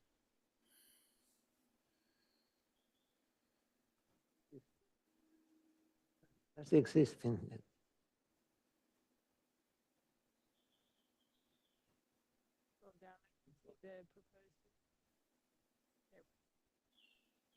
Where are there? Does the applicant know what sheet the proposed Yeah, you elevations just are? passed it. If you go down for the, it's That's one of them. Ah, okay. That's kind of looking at it from the Boulder. view. That's from the view from the canyon view side, and then the other is a side elevation. And then that's the solar carport.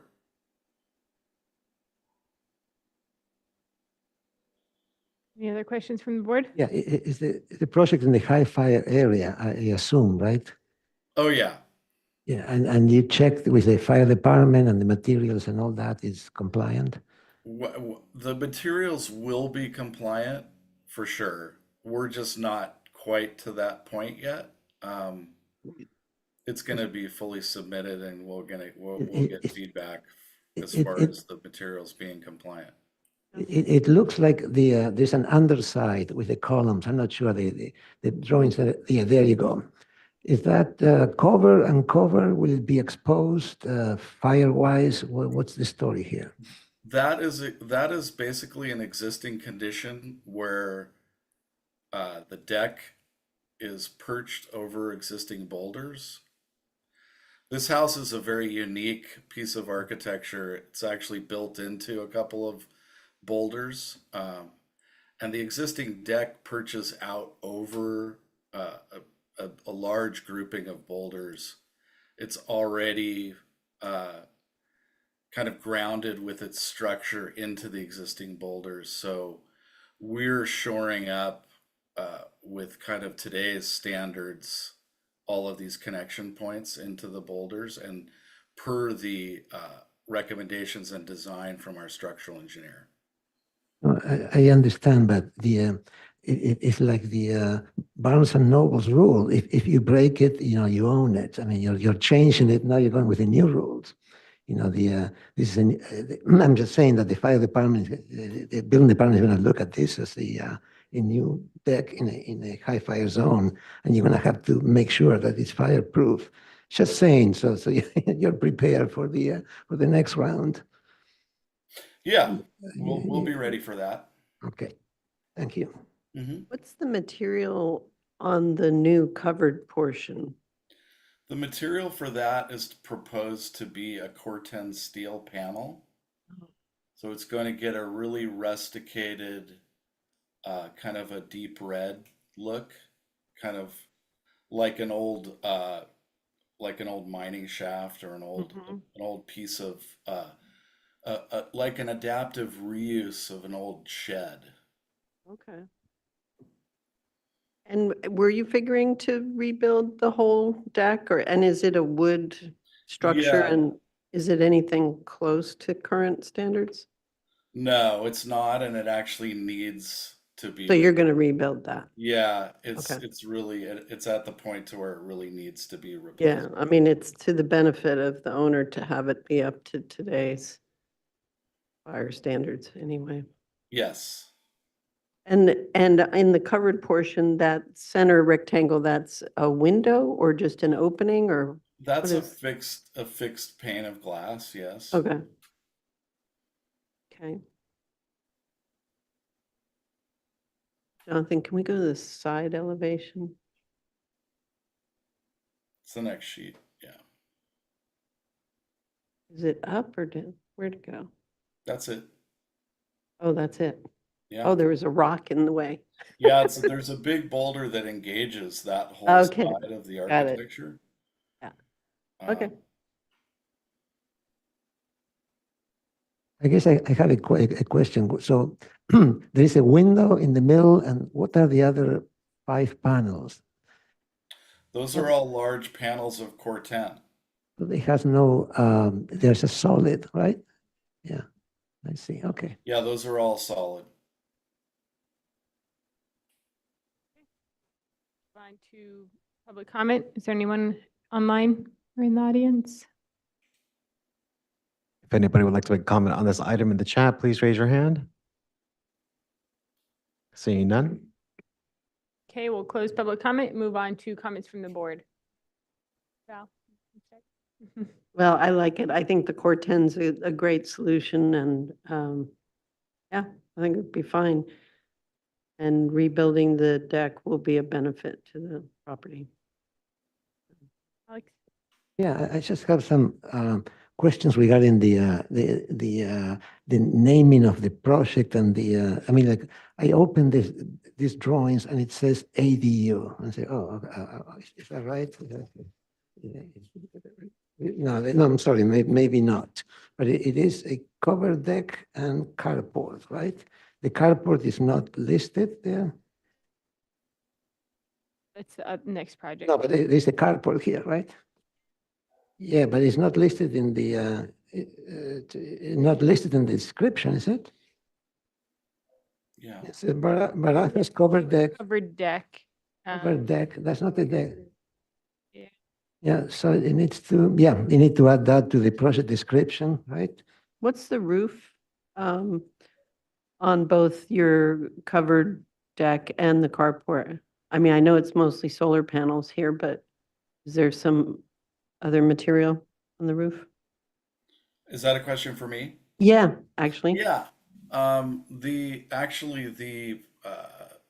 covered porch element is going to have a standard, probably a zinc standing seam roof. Okay. And then the carport itself will probably be another more Core 10 corrugated steel underneath the Okay. solar panels, the proposed solar panels. Right. And the columns on the carport are steel or what? Yes, the Okay. carport is a steel structure. Okay. Great, thank you. Okay. Mhm.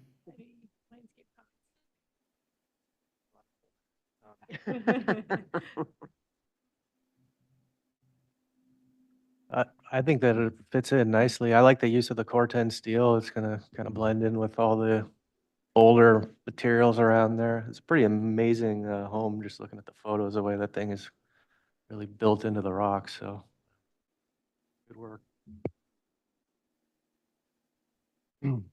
Yeah, I agree. I think, there's not a whole lot of landscape going on, which is probably a good thing up there with the fire hazard up there. I think for next time, it would be helpful to have site photos. I know it'd be on consent most likely, but it would be nice to have site photos. I think it's really helpful to understand what you're drawing with the boulders, which looks actually pretty accurate from the photos.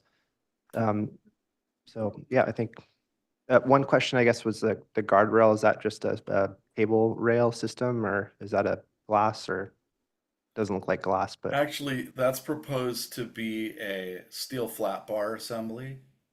okay. So like either a steel rod or a steel flat bar, not cable rail. Okay. Yeah, but otherwise can support the project. Okay, I don't have any additional comments. You are here for conceptual review. Does the board feel like they want to see it full board, or can it come back, feel them final on consent? Okay. Okay, so they're going to see it on consent. So if you can improve or simplify the presentation so it's very clear what you're proposing, because some of those rocks, it looks like, I don't know, like a pasta dish with noodles and meatballs or something. So if you can make it a little bit more clean. And also for the building inspector, like what exactly is this elevation going to look like? Is the underside of the deck covered or uncovered, or what happens there? Anyway, so please bring more photos and better graphics. Thank you. Okay. Thank you. Great, thank you. Online, okay. All right, we'll move on to item 4, the Baja Trust Edition, request of Heidi Jones, agent for Baja Family Revocable Trust, here for conceptual review for construction of a 598 square foot bedroom and bathroom addition and a new 195.5 square foot exterior trellis. The following structures currently exist on the parcel: a 6,077 square foot single family residence, 716 square foot attached garage, and a 2,400 square foot shed row barn, 2,840 square foot horse pen, and a horse corrals totaling 6,237 square feet. The proposed project will require 10 cubic yards of cut and 30 fill. It's located on a parcel at 22, that is 22.62 acres, located at 1210 Franklin Ranch Road. And I just wanted to note that I have been to this property and met with the owner, but not contracted with them, so aware of the site. We can, if the applicant can state their name and go ahead and give us your presentation. Hi, can you all hear me? This is Yes. Louis. Hi. My name is Louis Weiss, and I'm here today at this conceptual review as a design consultant representing the owner of 1220 Franklin Ranch Road. The project I'm addressing, as you mentioned, is a 598 square foot addition onto an existing 6,077 square foot single family dwelling. The addition to the house, to the Spanish style home, is to an existing Spanish style home. The property has many agricultural accessory structures on it that are used for horse boarding, as you can see in some of the survey documents that are horse boarding and training, all of which are structures that have metal roofs. Additionally, the property contains row crops on the western portion of the site, as shown. As you can see in the site plan, which is 2 pages down from where you are now, or 3 rather. Yeah, there you go. The addition to the house is being proposed on the eastern portion of the house on an already flatly graded portion of the site. Currently a fenced-in area being used as a dog run. So that's the addition that I'm referencing is the darker gray hatch off to the eastern portion of the house. The existing trees surrounding the new addition are non-native. Immediately beyond the addition to the east are 2 non-fruiting mulberry trees, an olive tree, a toyon and lemonade berry shrubs. Of the existing trees surrounding the house, 1 non-fruiting mulberry tree is planned for removal. The addition is planned to fit in pretty seamlessly with the rest of the house from a stylistic and bulk and mass perspective. It's 11 foot 9.5 inches tall with a gable roof. You can see that on the exterior elevations if you go down 3 pages. There you go. So I'm showing existing conditions here, and then below it, on the bottom row is the proposed.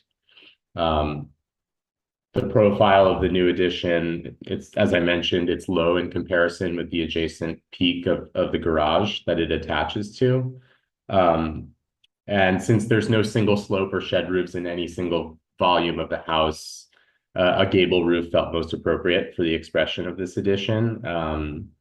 And like the exterior of the existing house, the addition will have a sort of light, creamy, tan colored exterior plaster finish, and a Spanish tile roof to match. Access to it is going to be, both through the French doors that you can see in the exterior elevation underneath the trellis, those 2 sets of French doors, as well as through the garage and through the existing house. And that's shown in the floor plans on the page above. And that's all for my presentation. Thank you. Move on to questions from the board. Does anyone have any questions? Do you have any photographs of the existing? We did submit photographs. Yeah, there should be. Not in this PDF, but I think separately. The planner online for this item? Yes, Heidi Jones here. We did submit an aerial photograph and some site photos. Is the county planner Kiana Lamb? Are you online? Looks like she's there. Can you guys hear me? Yes. Okay, perfect. I can check the file folders and upload them right now. Okay, that would be good since they're here for Thank you. conceptual review. Yeah. Kiana. Any other questions while she's loading those? A quick question, the wall color, you're just matching the existing, is that right? That's correct. Yeah. Well, we'll move on to public comment and we can come back once we see the photos. Okay, is there anyone online or in the audience that would like to speak on this item? If so, raise your hand in the chat, or if we have any speakers in the room, we have collected no letters. Okay. And looks like we have no comment on this item. Okay, we'll close public comment.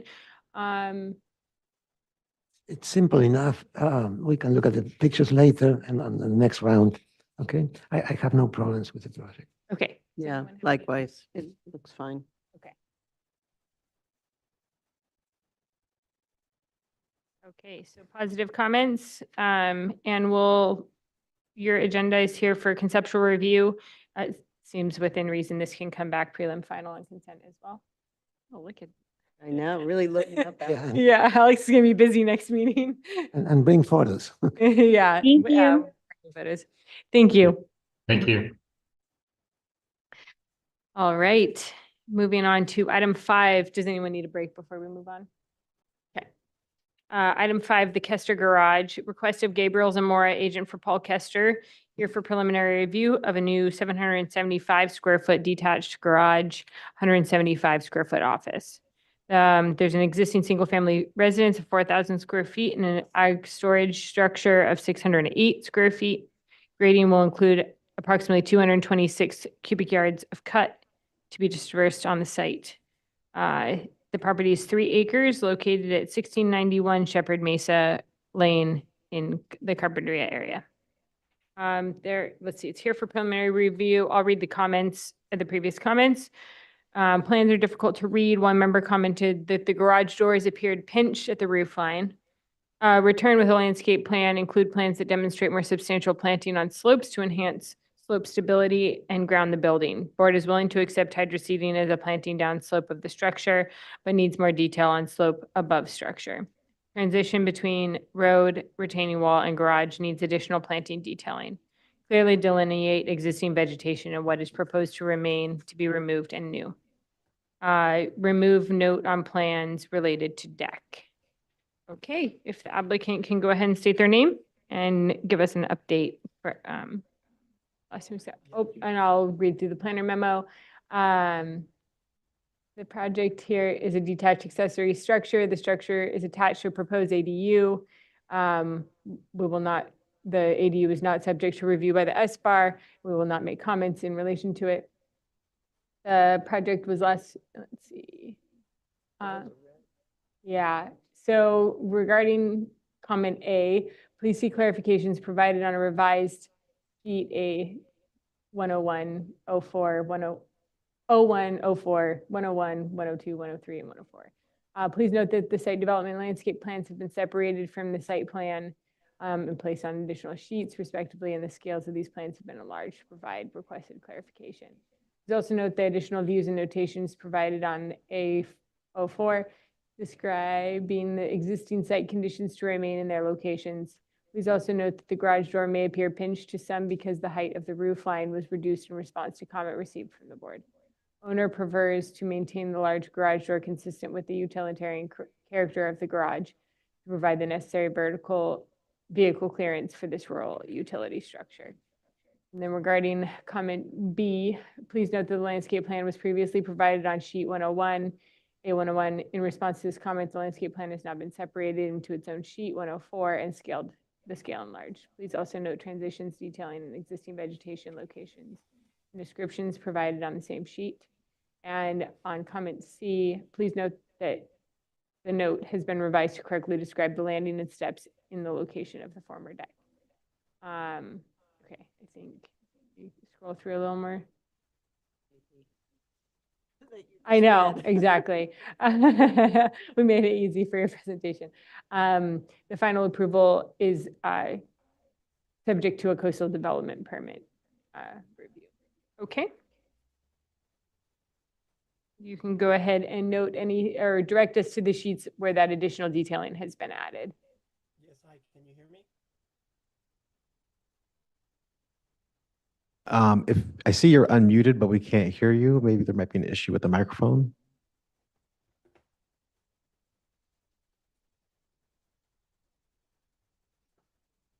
While we're waiting, we can look through the A104 sounded like the most relevant sheet for addition. Here is A004. Just go to the next sheet, I think.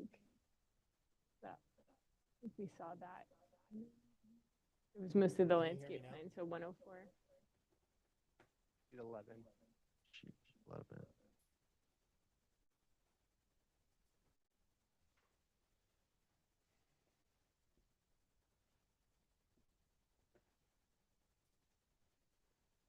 So in that page, where is the garage and where is the office? Is that the black building?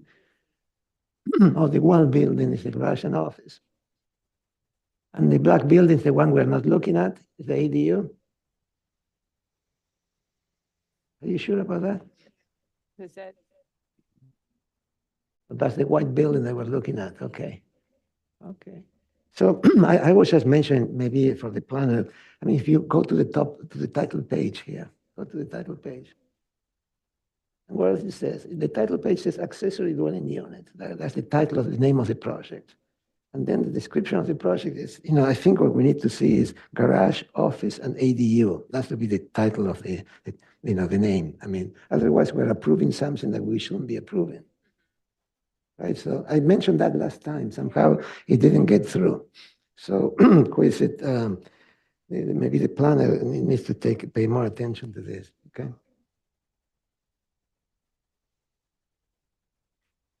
And then if you go to the elevation page and look at the garage header, yeah, there you go. How do you put a header on that garage door? Two comments in a second. Yeah, it's a question. Okay. Yeah, that's a valid question. Do we have the applicant? Gabriel, are you able to possibly leave and then rejoin? That might solve the audio issues. Are they messaging you that they're not? They're raising their hand that they're available to speak, but they're unmuted, but we can't hear them from our end. Yeah, sometimes.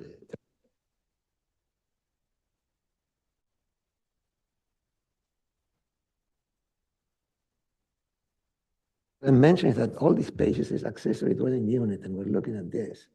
So this is not right. Can you hear me now? Can you hear me?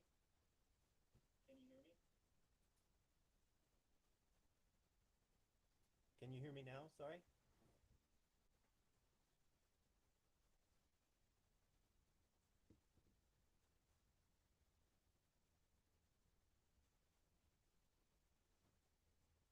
Can you hear me now? Welcome to Zoom for Government. Enter your meeting ID followed by pound.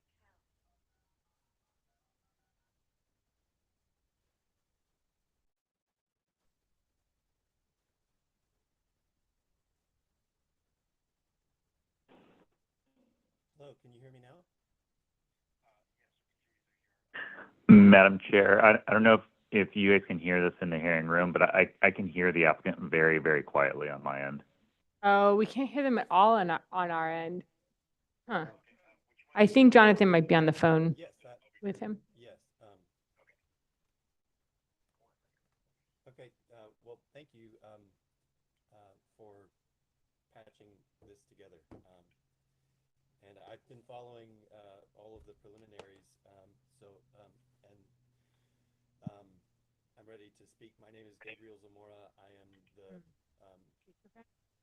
the applicant for the owner for this garage and ADU project. Did they try? I'd like to, before I address. Sorry, we're having, one second, we're having a couple issues on our end. Gabriel? I'd like to, I'm sorry, can you still hear me? Yeah, but we're having issues on our end getting the speaker to activate. Yes, I will do that right now. Okay, thank you.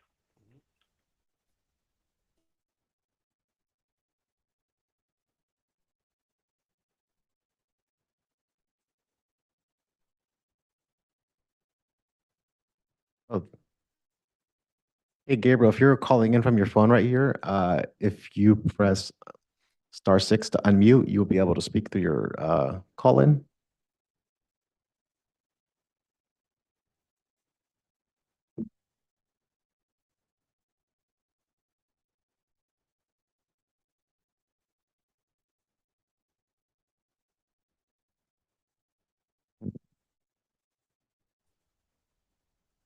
are you able to hear me now?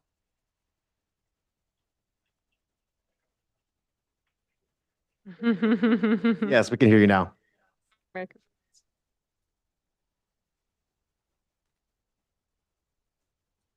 Gabriel, still there? Yes, can you hear me on the, Yes, perfect. Okay, then, so if you can hear me now, thank you for patching this together, and I'd like to begin, before I describe the project and our response to the comments in detail, I'd like to respond to the last comment about the project description and the title. This is the drawings that you have in front of you are the drawings.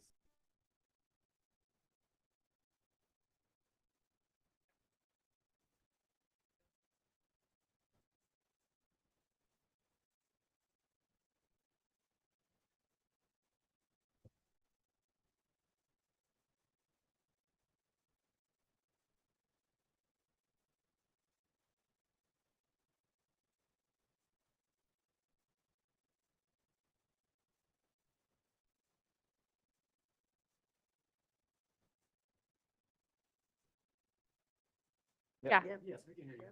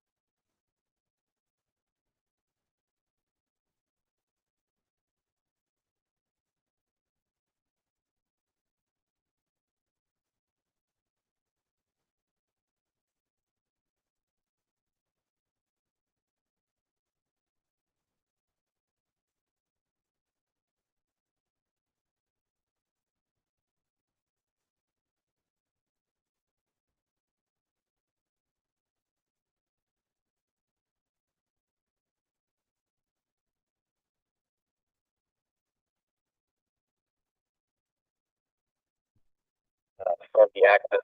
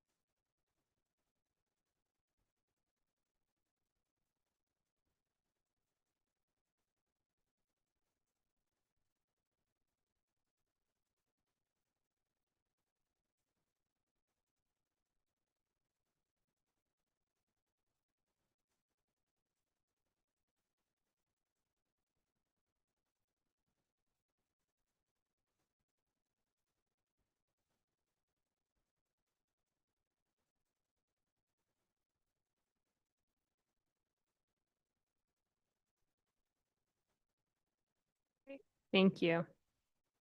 We'll move on to questions from the board.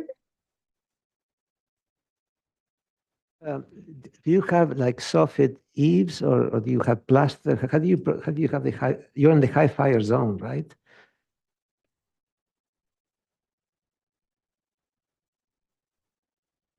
Closed eaves. You're enclosed eaves with plasters, cement plaster? Plaster on hardy board. Okay, great.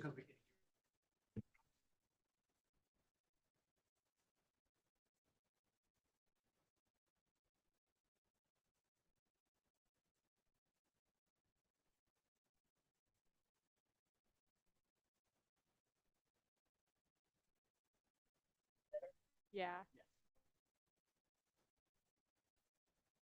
Okay, any other questions? I have a quick question. Could we go back to the photo? I appreciate you breaking out the landscape component of it. That was one of the comments. It's, I think the kind of gray blob you guys are showing on diagram 2, that's the existing plant material. So is my understanding that you guys are basically building the retaining wall right up against that gray, the plant material there? Shown in E, okay. And then can we flip back to the landscape plan? I think it would be helpful just to clarify what landscape areas we're talking about. So you see where you come into the driveway on the, if you were coming towards the house on the left side, I think there's a little bit of a discrepancy about how much planting is actually there. I think the gray planting area that you're showing kind of stops just north of the, if this is north, is this all north up on this one? Okay. Yeah, it looks like the planting material from the aerial, it looks like kind of stops just north of the line of the garage, the face of the garage on the north side of the building. I think one of the comments was kind of a little bit more substantial planting there. It looks like you know, during construction, obviously a lot of that gets demolished.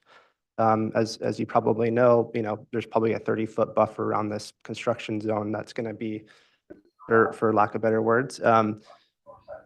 I think one of the comments was just that, we address those walls and show some planting where there is no planting, and it's still a little bit unclear. This is just a hatch. It's a little bit unclear about what trees are kind of between. I think the photos help and also the outline, but I think if you return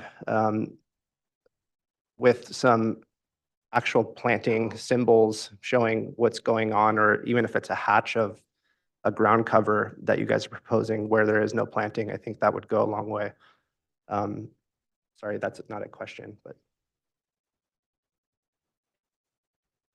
In addition to the plants that are listed on this sheet, with further are the plants that are in that hedge, that are in that area now? Yeah. Can you hear me? Yes, thank you. Yeah, understand that. I think it's just.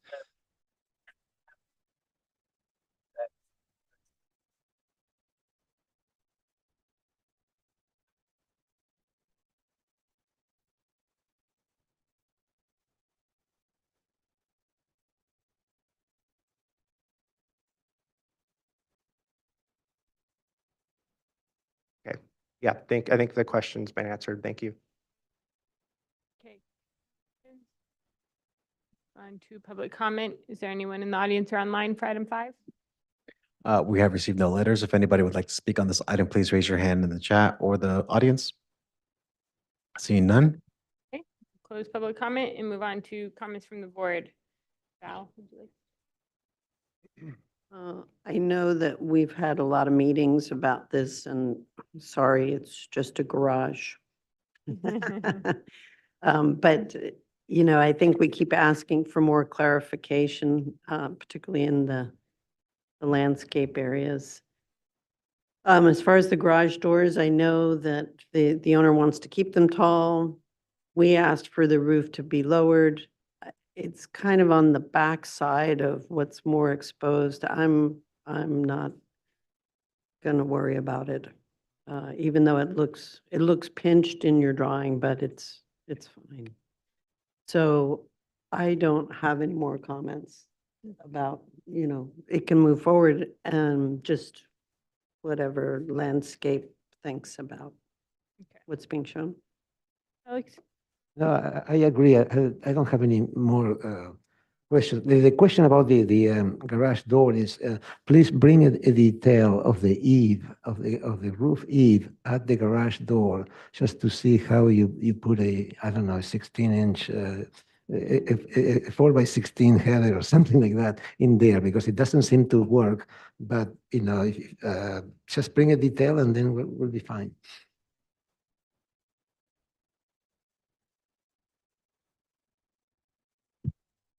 I personally don't have a problem with allowing them to keep the existing landscape, and if they want to address the area around there with the hydro seed, I think that's appropriate. Just the thing is kind of like there's a slope behind it with a bunch of trees. I don't think there's any visibility of the space around it, so that's just my opinion. Yeah, I think it's appreciated that you broke up the planting piece, and I think that even if you addressed the area that is not sorry, to the north of the house, the north slope, the area that is not planted currently. That was addressed with hydro seeding. I think that would be acceptable, but it's still unclear where the planting stops and ends. I think this exhibit in particular is showing planting to remain, but there's really not any planting there towards the opening of the driveway. So that's just a comment. I think it should be addressed at the next round. Only a minor, just look into whether you're gonna hit the wheel. I can't see a square footage on the proposed hydro seed and landscaping. I'm not sure if you're gonna need to meet the WHEELO standards. I'm sure you would be able to with the hydro seed, but you may just need to include that WHEELO table to get through building and safety. We won't require it for the board necessarily since it's so minor in nature. But, okay, so this is here for preliminary review. Does anyone have to make a motion?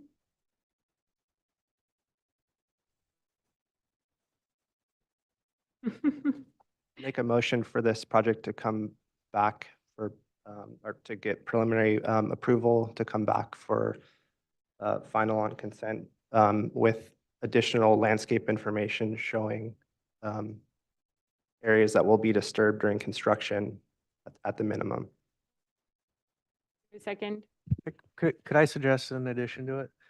On the landscape plan, could you put in the specific location of the hedge that you kept identifying, like draw it onto this plan so that it's referenced? Because I saw it in the aerial, so I think it would really help if you reference that and then show the other area of the planting. We would encourage, sorry, I'll add to that. We would encourage the applicant to just review a few landscape plans for some standards on kind of existing plant material would be helpful for this next round. Do we have a second with those? I'll second it. All those in favor? Is the condition of the side of the eave detail be included, just to see how the header will fit? Okay. And all other all other detailing that's normally required for a final approval needs to be included. Okay, we have a first and a second. Joe, did you get all of that? Okay. We added a lot of things. Other applicant, actually. All those in favor? Aye. All right, thank you. All right, moving on to the last. Consent. So to you and Alex. Yeah. Okay, moving on to item 6, the Nazarian addition. Is the applicant online just before I read everything? Oh, You're here. Okay, great. Request of Edward Osich, agent for Mike Nazarian, here for further conceptual review of a demolition in existing, either way, yeah. Existing 1,548 square foot single family dwelling and construction of a new 8,979 square foot single family dwelling.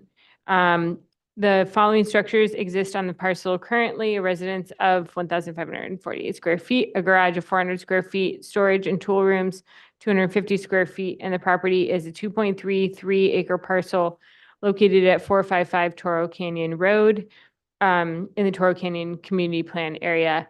I have 2 notes. Before I read the SBAR comments, the project's been redesigned, so I think most of the comments probably won't be relevant anymore. And we'll read the staff memo about that. And also, for some reason, this project is called Nazarian Addition, but it's stating that it's demoing the existing residence and proposing a new one. So just comments to the planner if we can change the naming on that. And then I'll read the planner comments. Oh, okay.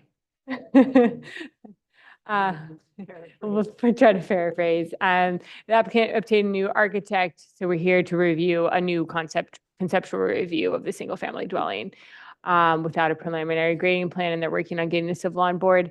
The project site is subject to the 18-foot height limit due to hillside ridge line, so they're requesting a modification or variance modification. Can you see it? We would have to allow an exemption. to the adherence of the 16-foot height limit. The maximum that SBAR can approve is a 25-foot. Okay, well, we can make those findings if we see fit. The project can only receive conceptual review prior to the decision maker hearing at the ZA. They must receive favorable comments by SBAR during conceptual review before the project is placed on the ZA hearing. And then it will return for preliminary and final. Can you scroll down and see if there's anything below the description? You need a CDP. Okay. Okay, I'm seeing if any of the comments, so. The FARs. Yeah, That's part of it. exactly. The one relevant comment is that the board suggests the applicant return with an FAR study of the neighborhood. The others were specific to the previous proposal. So go ahead and state your name and give us your presentation. Yeah. Make sure it's green in Turn front of green. you. Yeah. There you go. Okay. Good morning. Thank you, board, for showing up, and you guys are troopers going this long. We used to go much longer. This is a. Wow, okay. Meetings till 5 Oh, I just made you lunch break. And also I want to just put a shout out to Kevin. He's been really great with us. He actually did bring up about the changing it from, it is not an addition. It is a new home. So let's just be really clear about that. So, and also I reviewed your last meeting with the last design, and I took a lot of your comments to heart. The first one being the height.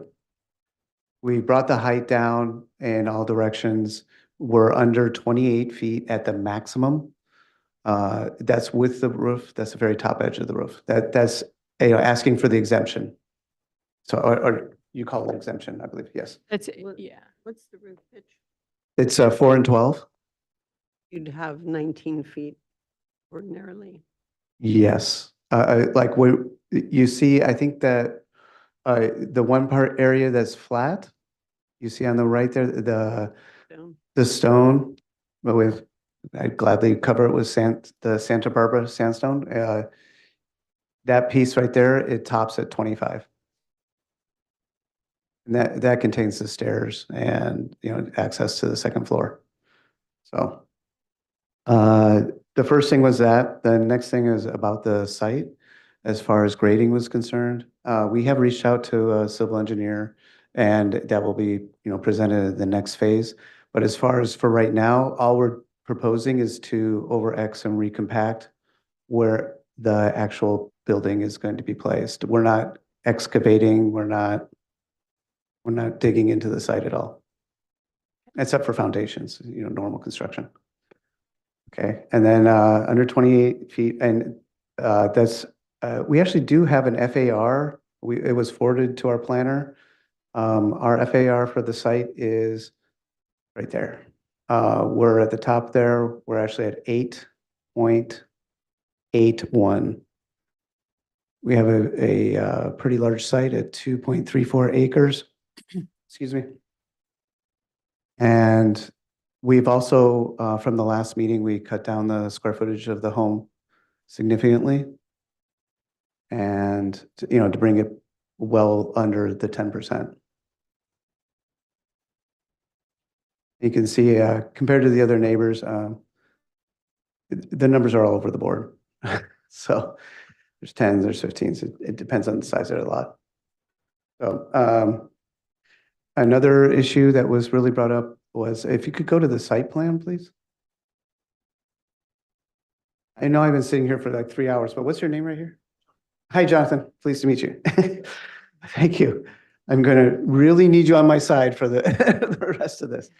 So, yeah, if you could go to, the site plan, if you could zoom in a little bit. You see the red, there's a couple lines in there. There's the purple line that's 50 feet off of the creek. We made sure that we're outside of that sensitive environmental zone. We've also removed the ADU from the overall scope of the project. So we're not trying to do any construction between that line and the edge of the property. We're staying away from that. There was also, we've also moved the house out and to the right so that we don't, we stay out of the canopy of the existing trees. So we don't have anything, to affect them as well. Okay. All right. That was over X recompact has that. I'm just going through my list. Okay, because there was a lot to change to get to here. And so then we can go to style. We went back in and we've adopted more of a, let's call it a Spanish kind of mission style. And we put a little bit of Legaretta in with this long wall along the back. It's kind of integrated into the back facade. Now to go with that, we have the elements that come with it. Of course, the stucco, the San Bernardino. I mean, I'm in the wrong area. The Santa Barbara sandstone, the Spanish tile, the rounded, what do I want to say? The rounded windows, and all of these elements, are coming together pretty well. And also, one of the things that I really wanted to do is, with the client, is to terrace the house back, so that the only area that kind of reads as a two-story, and kind of in directly at you kind of volume is the stair tower. Everything else is moving backwards with a combination of decks and also the actual building stepping back. And also that about the highest point of the property, of the project, is about as centered as we can get on the property. So the highest point is as far as it can be from any adjacent property. And that's kind of, oh, and also I'd like to, if you could zoom in a little bit just so you can see the dimensions on the elevations. You can see we're at like 27, 11, we're below that. The only thing that actually ever penetrates is the spark arrestor on top of the chimney, and that's the only spot. And you can see also the flat roof of the stone tower there. It's shown, you can see that as well. And there was another thing that you guys should know. We've also had to rate, the whole project is going to be essentially on a raised foundation, just to pull it up off of because there was certain constraints from the last time from different environmental reports that we could possibly have some kind of reason to hire it. So we've made sure to incorporate that. So. Okay. Archaeological concerns or what? What kind of concerns? Oh, concerns? Oh, there were some other reports about the water from the creek and stuff like that. So we'll have a definite, further answer from the civil engineer. Move on to questions from the board. Is there an area of the site plan that shows better how the house is sitting in the terrain, in the topography? Is there something we can see that shows the topography? Well, the topographic lines are there. Can you zoom in a lot? What's the grade change between the front and the back of the house? Oh, it's very minimal. We're So only, you're in a relatively flat area on the property, yeah, I tried to stay on that flat part of the perch. and then it slopes up to the north and slopes down to the south? Yes. So I'm on the plateau in the middle of the property. Okay. I didn't want to go any further south either because it's a really nice property. It terraces down and, there's plants and, the owner likes to plant his orange trees and different types of trees. And what's going on in the white square? Is that a flat? The white part, yes, that is a flat part of the roof. Okay. So that part will all be at 25 feet. And you haven't done any kind of site sections that show how the house is sitting on the site? Yeah. Oh, we have sections as well.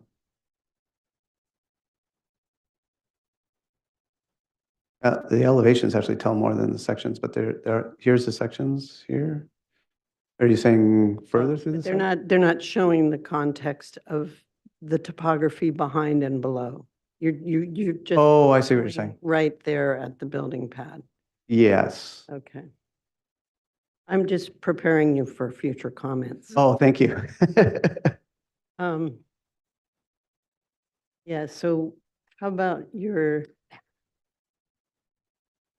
we zoom in on your neighborhood?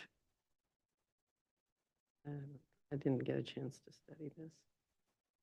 Which one? So which one is your house? Is it 62? I believe so. This graph was done before me. 11. Yeah, I think I am 11. Okay. And what kind of visibility do Oh, you? yeah, I am 11 because I'm on the right side. Okay. What kind of visibility do you have to your neighbors? Well, there is a bit of a slope to the north, so I am below him. So 48 and 62, do they look down on you? Yes. And how about 12?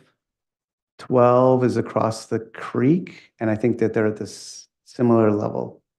Okay, and 59 is on the other side of Toro Canyon Road.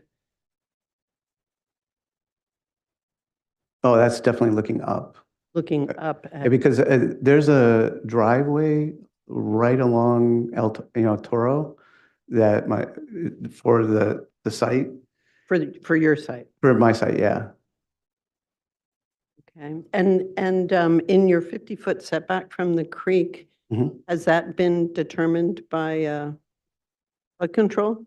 No, that was a Yes. number that I got back from the planner, and I think it is related possibly to flood. Well, because it depends where it's located. It Okay. can be not 50 feet from the edge of the bank. It Mhm. can be much more restrictive than that, Oh, depending on how flood control has charted that creek. oh, okay. So That's something I'll bring really up with the important civil. to have that Okay. early on as you're trying to locate the building Yeah, away from the creek. yeah, if I have to get a little bit further now, that would be great. Okay, well, that's it for questions. Thanks. Any other questions? Nope. Okay. Sorry, I do have a question. Okay.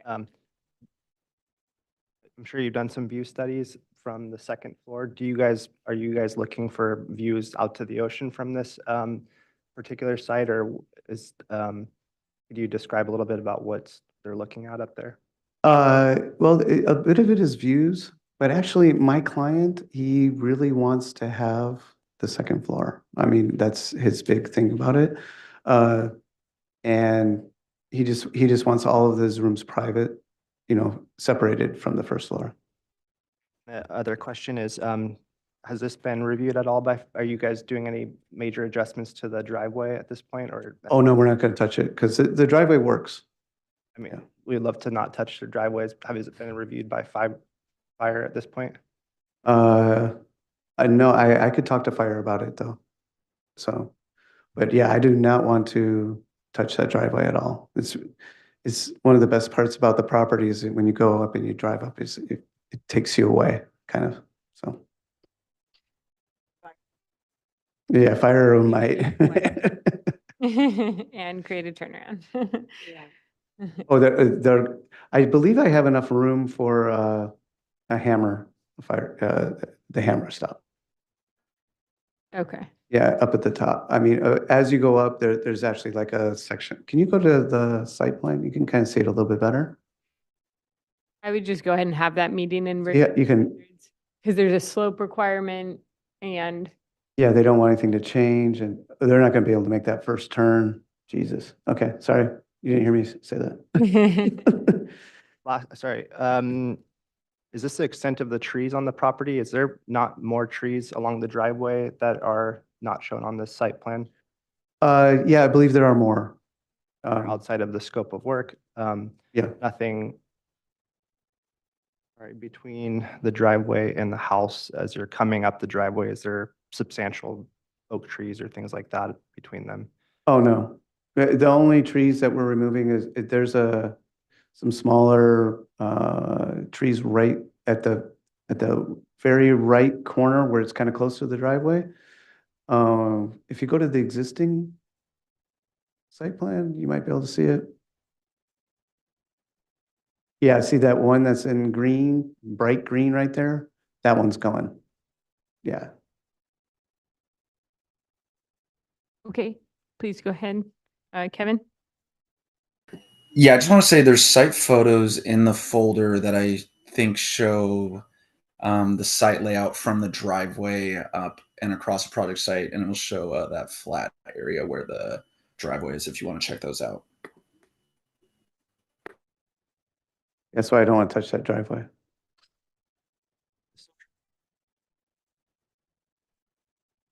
It's kind of a comment question, but I think you're probably going to need to get the trees added to your survey so that you can identify whether you're impacting them. Okay, definitely. Sorry, someone else had a question too. If you don't mind. But is there like a developed landscape plan or any strategy on how you're going to integrate the structure into the existing site? Actually, we have, I've started approaching some different landscape architects. That'll be in the next phase. All right, we'll move on to public comment. We have letters and speaker slips. I was just gonna see which crossover with. They asked for an order, okay. And they'd like to be before the other ones? Oh, okay, because yeah, these are duplicates, I think of. Perfect, I just want to make sure I'm not missing any. Okay, yes. Yeah. All right, so we'll begin with Lawrence. Oh, and I can't read the writing though. Doran, thank you. Brett, like Corvette. Oh, Doran, okay. I'll go ahead and you can state your name and you'll have 3 minutes. Good morning. This is, let me introduce myself because we've been here Yeah. before. Probably remember me. I'm Lawrence Dorett. I'm a physician, and my wife and I have lived in Toro Canyon for over 20 years. And Mr. Nazarian has been our neighbor for over 10 years. And we will say right up front that because of your board's feedback on October 4th, the new architect has come up with a plan. Mr. Orsich, you're to be congratulated on that. That's definitely heading in the right direction. Not only with the materials, but the design. And we're really grateful for that. And we want to be clear that we're not trying to deny Mr. Nazarian his right to improve his property. We're merely asking that his renovation be reasonably sized in the context of the ecologically delicate semi-rural neighborhood that we live in. And unfortunately, this new design is still way out of proportion for the Toro Canyon neighborhood. And it contradicts the intention of this massive Toro Canyon plan that the county spent a fortune on, which we hope will continue that plan to be the benchmark for development. And I just want to focus on size because keywords in that plan are bulk, size, and scale.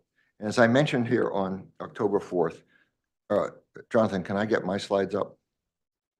The two slides, yeah. Yeah, I mentioned here, these slides are based on 2014 county data, and there really hasn't been that much change over the 20 years we've built here, so they're still pretty accurate. These are 49 houses. They're a neighborhood. They're an integral part of Toro Canyon. And back on the first meeting that we had, we just came ourselves. The architect unfortunately couldn't make it. The house was a mansion of 10,300 square feet. Then on October 4th, it jumped to over 12,000, this mansion, over 12,000 square feet. Now we're down to a mansion of almost 9,000 square feet. And while there's no ADU in this plan, in the last plan there was, and let's say they could build one. So, but we're going to assume and go with that 9,000 square feet because that's what Mr. Osich has presented. If you see on the slides, the average square footage of all these 49 houses is 2,752 square feet roughly. And 9,000 is way, way above it. That's 10,300, but you can drop it a little bit. And you can see it's way out of scale. And so you might say an important factor, as Mr. Osich has mentioned, is that they have 2.34 acres. So let's look at mean square footage, the other graph on the right, per acre for these 49 houses. It's 2,132 square feet. And his comes out to be at 9,000 square feet. It's almost double that at 3,800. The what? Yeah, please wrap up your comments. Oh, let me wrap up my comments. Sorry. I only ask that you put yourself in our shoes. This is a special neighborhood. We'd like to really see it preserved. This is a 9,000 square foot mansion, and it really violates the spirit and the letter of the plan and would set a terrible precedent. And I'm asking, no, let me just finish. I'm almost done, really. Thank you. We would ask that you put up story poles because we have a direct view, and we ask that you deny this exemption for the ridge line. And we also ask that you please visit the site because you'll have a better idea. And there are a lot of our neighbors who we just found out accidentally about this meeting just last week, at the end of the week. And a lot of people wanted to come, but they had family and health Yeah, issues. we understand. So you have a bunch of letters. Yes. And I hope you'll take the time. And I want to thank you, Yep. not just for your time today, but I really want to thank you for your public service, for being a member of this board. Thank you. It's really moving. Mhm. Thank you. All right. Adam Bimbaum? When my writing is that atrocious. Birnbaum. Birnbaum. Oh, man. I have three different ones and they look like they're spelled three different ways. I'm sorry. No, that's my writing. I would echo Laurie's comments, thanking you for your service. I've sat on a design review board on a planning commission, so I know it's a lot of time. I'd also like to thank you for your questions because I think you really honed in some of the key issues here, so I don't need to repeat those. We are very concerned about the grading that is involved. There's no grading plan to look at.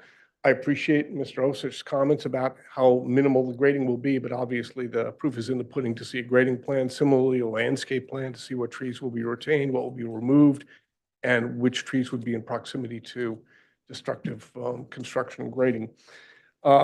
The overall comment I have is that this is a vast improvement on what was presented previously. But as you recall, that plan, that was a pretty low bar. This is still a very large home in an area where I appreciate the work that the architect has done to catalog what's in the area. But Laurie's slides also show that the vast majority of the homes in the area are far smaller.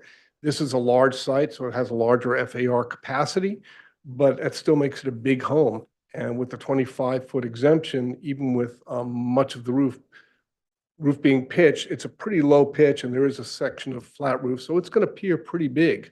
Does not appear to be in character with the surrounding neighborhood or with the provisions of the Toro Canyon plan to try and keep development low scale.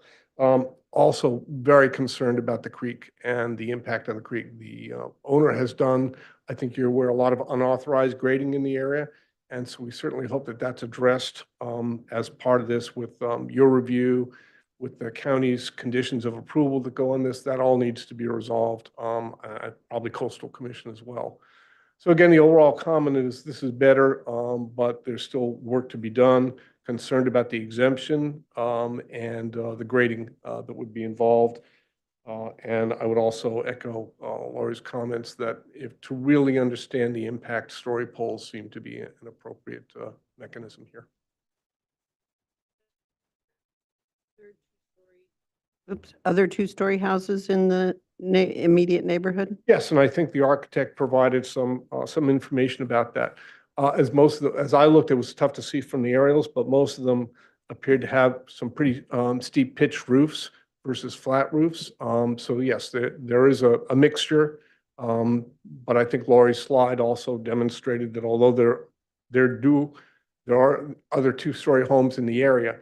The size of those two-story homes as compared to what's proposed with this project is vastly different. Thank you. Right. And next, we'll call up Antonia Robertson.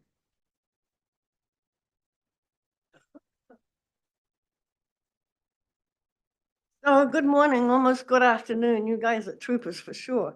So I'm Antonia Robertson and I'm the neighbor next door, just a little above on the slope from Mr. Nazarian. And of course, we have a lot of concerns about grading and height and all those things. But I wanted to talk a little bit about the spirit of Toro Canyon Plan today. You may not hear a lot of spirit talk usually about houses, but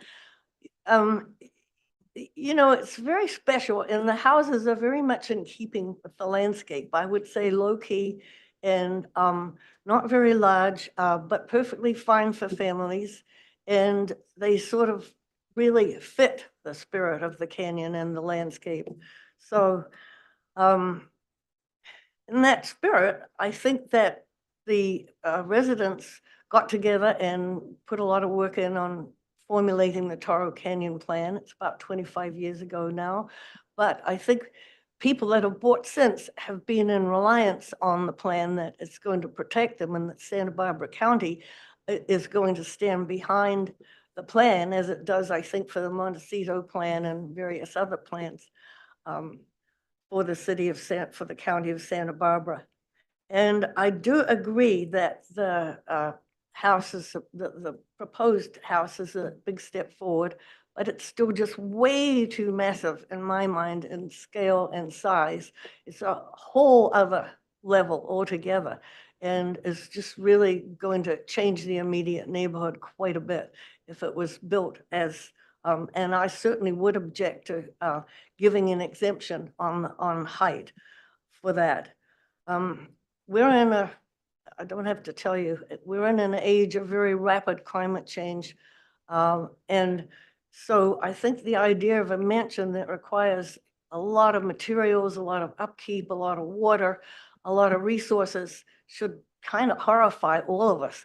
And I'm sure all of you on the board are at heart, you know, very much aware of climate change and probably see yourselves as custodians of the future, which you really are to a good extent. So, which is wonderful. One of the ways that Toro Canyon is really special is there are more oaks in coastal live oaks than anywhere in Southern California. That's pretty remarkable. Page 139 of the Toro Canyon Plan sets that forth. And the Nazarian property does have oaks. It's on 2 creeks. So there's a lot of riparian issues and flooding issues and actually fire issues to be concerned with. And so it needs very careful thought before approving a mansion of this size and scale. And your time if you want. thank you. And I hope we can all keep the spirit of Toro Canyon because size and scale really matter. And once they've gone, they don't come back. Thank you so much. Yeah. All right. And we have, if there's no one else online, we have public comment letters in the folder we can put on the screen. Did you have a question? Cindy Davidson. Similar concerns with the size. So.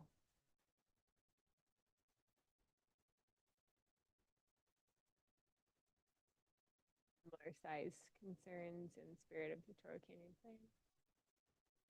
We've reviewed those. Yes, similar concerns. This didn't have a name. I just wanted to note we weren't sure who this came from. I don't think. There we go. Okay, so we'll go ahead and close public comment and move on to comments from the board. We'll start with Alex. Well, I think there are two issues. I mean, first of all, the project has really definitely gotten better, at least more in keeping with what we're looking for. But yet, 2 big issues remain. One is what everybody's talking about, the mass bulk and scale. Does this project deserve or has special characteristics that allow us to make a finding that 28 feet high is acceptable or not? Is that rural setting? So that's one thing. The second one that has not been addressed yet is some specific architectural points, and I will dedicate my time to that. If you can go to the maybe to the elevations. Santa Barbara has a very particular, special, and honored mission revival style, which is very clear. And I hope you have had the time to go to the courthouse across the street, which is really beautiful. You can take it, and that is what for us is the mission colonial revival. And there are some things like the tile. I saw the detail of the tile. They have a one-piece S-style color brown. That is not acceptable. It's a two-piece mission tile. And I usually put on my plans to match the courthouse, just to make sure it's a single color. It's not, it's very simple. Two-piece mission tile to match the courthouse. Another thing that the stone pattern, we have a sandstone, and it's not that pattern. I mean, you may want to pay attention to the courthouse again, or to some other buildings in town. The third one is the overhangs. If they are, there are details, but that's not the way overhangs are done in the mission in this style. Usually they're consistent. They're all the same size, like 24 inches, 18, or 18, something like that, except on the places where you want to protect, especially from the sun, and then you have like you break the pitch, and you have maybe a Monterey style porch, balcony, or something like that. And this doesn't have it. Like on the left, I see larger overhangs than on the right, and it's kind of all over the place. So you may want to pay attention to that. I appreciate the arches, but usually behind the arches there's an arch opening, in general, and there's a thickness of the walls. If that's the walls we're looking at, there's a space in between that and the wall behind. Then the walls have a certain thickness, usually 12 inches or so. I mean, houses of this style, of this size, we expect certain kind of mass-based architecture with recessed windows and properly detailed overhangs and etc. Keep going to the other elevations. Yeah, you see that you have a kind of a Monterey style porch, which is great, but it's not done like that. Look, there are so many wonderful things like this. You can go to the La Guerra Plaza, walk around, and they are not like that. The timber is not as, the rafters are not at 12 inches on center like there. They're usually bigger. They are 4x or 6x members. Space, the detailing is off. It's not the standard detailing.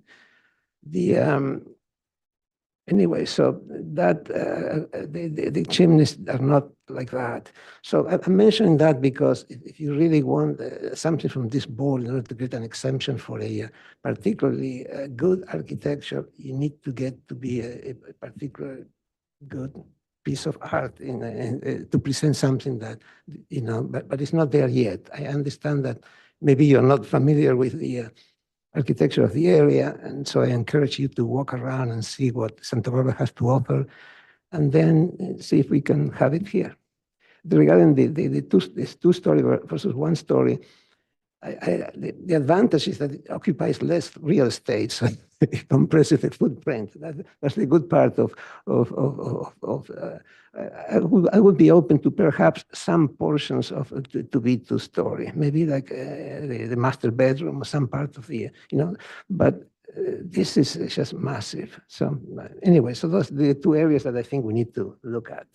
I agree with the concept that we do need a landscape plan. We're going to need story poles, and we're going to need a site visit and site sections. Thank you. I've been around design review in this area since before the Toro Canyon plan was implemented, and then the BAR was part of the process of the organization of the Toro Canyon Plan. And it became a very important document for that whole area. And one of the main purposes was to preserve the rural character and to provide very clear guidelines for how to do that architecturally and how to avoid big two-story massive houses popping up without the levels of review. So I could talk about some of the details like Alex has, but I think I would like to back up more and look at the big picture, which is that I don't see a way that an exemption is warranted for the height here. I think you're a really long way from that. And that before even going there, you have so much more research to do because this property is a classic Toro Canyon Plan area property with the two creeks, with all the oaks, with topography. And even though you're building in a flat zone, you're impacted by the 16-foot height limit because of a drop, right, within 100 feet. And so I'd say before going too much further, you really want to make sure you know exactly where the creek setbacks are, have a tree plan where all the oaks are identified, and maybe a botanist is engaged to make sure you're clear about whether there is some ESH area or not. And then also the fire department, meeting with them because they could cause some issues for you getting in there. And then, early on, well, it's the challenge of this kind of property is that you're looking for some reaction from us toward an exemption, but we don't have enough information. And that includes the civil aspect of it because we need site sections where you are really showing the context of the topography on a bigger swath of the parcel to really show the context of where the building is sitting and how it interacts with the creek. And then also you typically would show the line of where you're breaking through the height in your site section. You would clearly depict, you can look at the regulations for how to show your heights. But because basically we can see that this is probably entirely well outside, but that would be part of your argument, your presentation is to show how much of it really is. So you show a site section that shows the hill behind, the flat part you're building on, the hill below, and then you draw the line that shows how your house is popping out of the typical height. I did notice that you've got very high ceilings. So,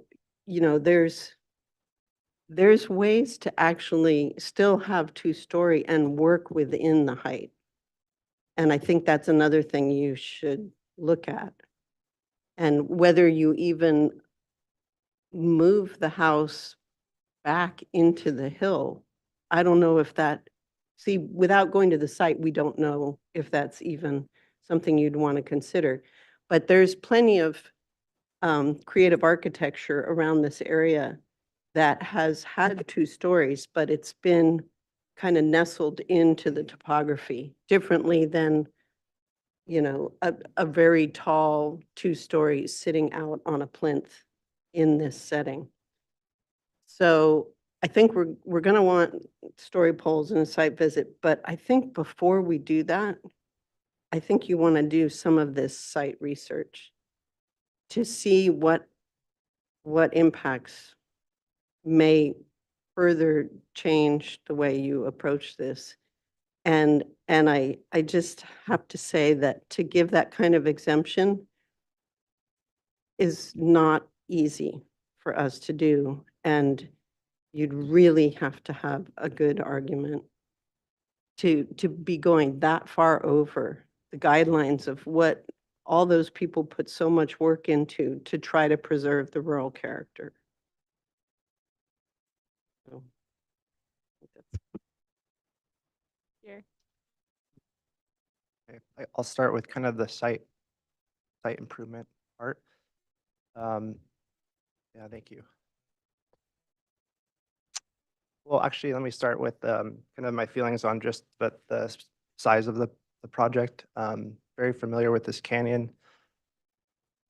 It has a very different feel than I would say a lot of Santa Barbara County and Montecito, the Montecito Estates. I know there are some examples of houses like this going up toward Canyon. In particular, I think there's one for sale right now, but it's maybe a larger lot, 10 or 20 acres, I'm not sure, but it's the winery area. and that's dated. Yes. I feel like this project is, the architecture is just too bulky, and I think part of the reason why is it feels like it's really not engaging the beautiful property that you have. There's not really any, it feels very square, and I realize that the grading is benefited by that. But I don't feel like it's really taken advantage of the property as well as it could. It feels like a little bit disengaged from the landscape. I know you guys are reaching out to a landscape architect, which would really help, I think. I might be biased though.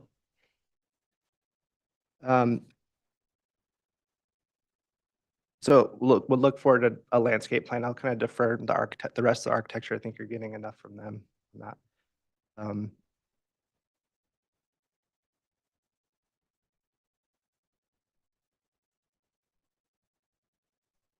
I agree. A site visit would really help to just know what the views are and kind of your relationships to the neighbors and the creek. And would like to see, yeah, a more detailed tree plan and probably an arborist report at some point. But at this point, I'm really hesitant to support something that I think the FAR calculations are really telling. Just some quick math, I think you're 50% over kind of the average of your neighborhood. And I realize it's a two acre property, but I don't feel like it feels like that once you're still by the neighbors, you know, you're not on a 20 acre property where the house is kind of disjointed from them. So those are my comments. Thank you. Robert? So I would like to see for the next step to have a more detailed site plan that identifies all the existing trees, new trees. It sounds like you're getting a landscape architect on board. That's great. Right? Because now the building it feels like the building is just kind of could be plopped onto any site with the way it's demonstrated here, and like the way that the steps come down out of the, is that the south side of it? It just doesn't feel like there's any context to what's existing there. And then I pull it up on Google Earth and it looks like the owner's got orchards and like he really enjoys his outdoor spaces. So I look forward to seeing how all that gets integrated into the next iteration of the project. Maybe can we go to the elevations, please? There's like qualities of this elevation that I think start to capture what might be appropriate for this area with the Spanish styling. You got the arches and the introduction of the stone, and like on the left-hand side, it's nice the variation of how the first and second story kind of break down. But then if you could zoom down to the other elevation almost feels like a completely different house to me. So I would study like that this house has some cohesiveness and the way you're introducing the architectural detailing of it, because like I don't see any of the arches on this side of it, and at think Alex's pickup on like the stone detailing is really, it's off. You just don't see it in this type of a house typically. And I would look to you to, with your landscape architect, kind of figure out how these patio spaces on this side of the house like fit in with the architecture. Because right now it's kind of just like split up in a way that makes, to me, a bunch of like kind of oddly shaped spaces that I don't really understand how somebody would use them. Could you go down, please, to the where they have the 3D renderings of the project?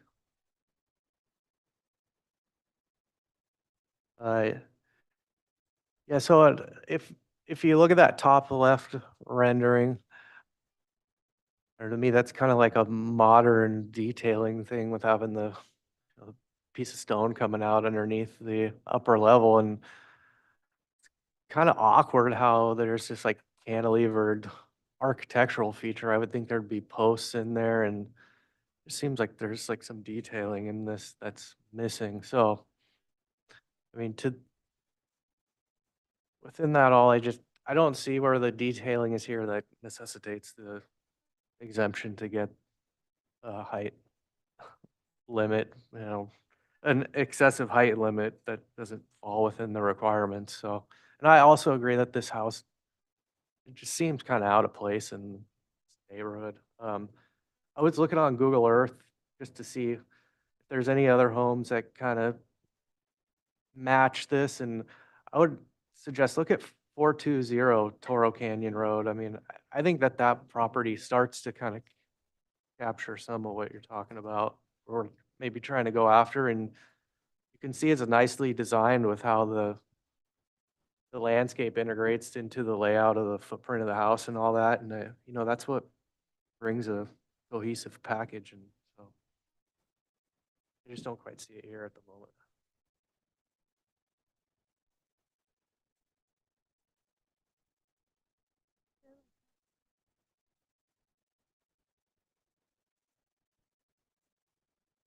You might be able to zoom out, like go to, you could see the, like 3D from the sky kind of thing.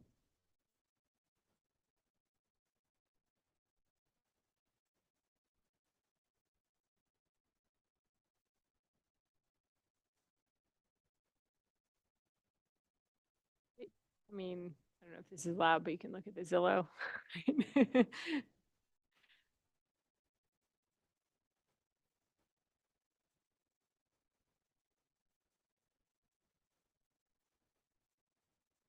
At least you start to kind of see how he's capturing, fitting in all the different pieces that go with the architectural styling, and there's just no landscape to it, too. I guess I'm a landscape architect. I want to see how the building fits into context of the rest of the site.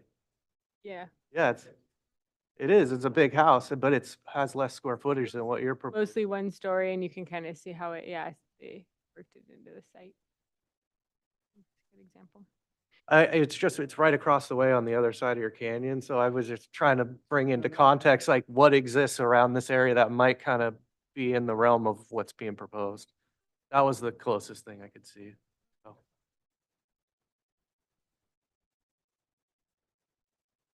Anyhow, I would encourage like study if there's other homes in this area that fit into the way that is appropriate to the Toro Canyon plan, then take some cues on what's working and try to integrate that into your project. I think that might be helpful.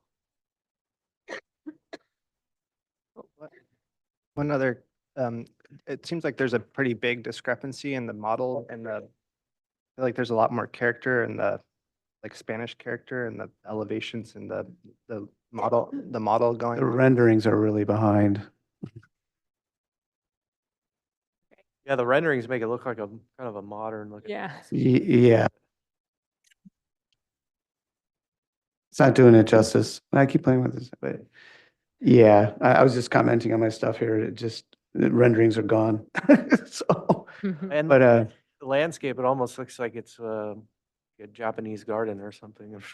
yeah, it's just kind of piled in from other stuff. It's not working. I mean, all these little details, you start kind of picking them apart. It makes Yeah, yeah. tough thing. Actually, that's why I wanted to, yeah, that's why a majority of the front of it, I have it all in black and white, because I didn't want you guys to get sidetracked with the color of more than just a Spanish tile. I wrote it down, but I didn't want you to get caught up with the roof tile color and stuff like that. I really wanted you to focus on, what we're actually proposing. So, okay. Okay, and then I'll just wrap up. I agree with the previous comments, and it's not that we're opposed to granting exemptions where they're warranted. It's just we need a really good reason to make it because it sets a precedent for the neighborhood. And so I think just to reiterate some of the bigger points are that I would really study the detailing and how a house of this scale can integrate with the site and what the owner really needs square footage wise, because it is bigger than most of its neighbors. And studying those sight lines, and we will need a site visit. I was wondering, should we do a site visit without requiring story poles so we have better context for the next time we see it? Or we could just do an informal where we individually go out there. What was that? That would be really great. Yeah. What was that? That would be really great for you guys to see the site. Yeah, so it's here for further conceptual. So I would propose that we see it one more time for further conceptual. We do the site visit and we see any response to the comments from today and the studies that were requested for fire and bio and Yeah, I guess I don't want you to expend a lot more design time without us having the context. Yeah. And the exemption isn't defensible, I think, from the board's comments today. So we need to see the site and see your response to Oh, I see. that before you spend a lot of time in redesign, I guess. Oh, okay. Yeah. Yeah, it's kind of like, we need that one to continue and, yeah. I mean, the other thing we could do is some basic story polls and go ahead and do the site visit. And without you, I mean, you still want to keep gathering your research on creeks and trees and all, you're going to need that no matter what. But as far as redesigning the house, maybe not. We go and site visit with some, maybe some basic story polls. Mapping, sort of. Okay. And then continue on the process. But for you, understanding that the design has to be really good for it to get that exemption. And there has to be a tremendous amount of data provided by you to argue your case. Okay. And, and things like the ceiling heights. I mean, I think I saw they're like really high. So, you can help yourself with. Okay. And just to help you inform your client, I think one of the big things to do is to build a constraints map of all this data. So if you have bio constraints, you have the hillside ridge line, you have the oak woodland fire, like basically creating a really clear map of what you're up against with the site and then building in from there instead of right now we're just guessing at what your issues are going to be from experience in Toro Canyon.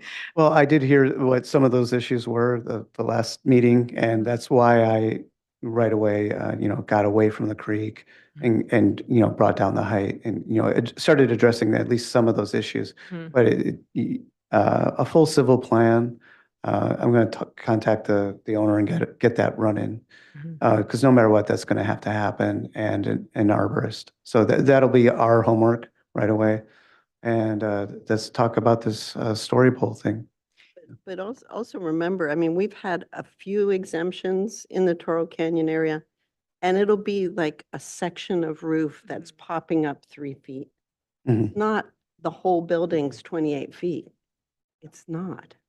So I think that's really out kind of in left field for how we are charged with interpreting the Toro Canyon plan.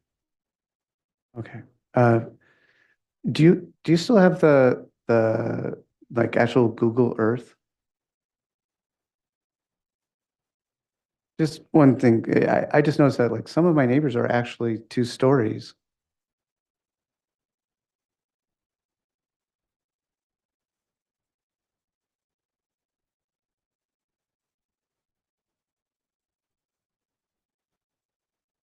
Okay, just to clarify, I guess this project isn't adhering to the mass bulk and scale part of our purview. And so Okay. if it comes back in with this mass bulk and scale, it's not approvable as it is right now. Oh, okay. That's it would, so just so you don't spin your wheels. Yeah. No, we're gonna have to make some adjustments, of course. Can you actually see it as Google Earth? Like,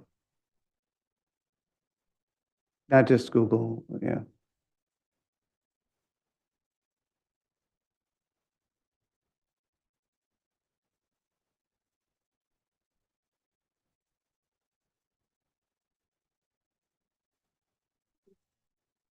It seems like there's steps coming up to the house on all sides of it. Like, how come the house couldn't have just come down in general to meet the existing grade that it's on? That was, that was to deal with part of the floodplain. That was my concern about that I had to be like 2.5 feet above, basically wherever the existing grade is right now. So, but I need clear numbers from civil for that. I would love it if I could if I could bring it down 2.5 feet, that would be great. I would clarify, because they'll probably give you a finished floor elevation based on the flood elevation, not the existing grade, I would think. But Yes, yeah. yeah. Yeah, it's got to come from flood control. Well, there you Yeah. go. I mean, if you can get a guideline on how to get that house down as low as possible, it's going to help you in this effort of trying to get it within the height limit. And then if you're asking for just a little bit of height limit above it, but 2.5 feet, that's a Yeah. significant bit right there. Yeah, that would bring everything down. I'd be at 25 feet, 26.5. Well, and it helps to have the house feel like it's sited onto the property instead of having steps coming up at every. Oh, instead of having yeah.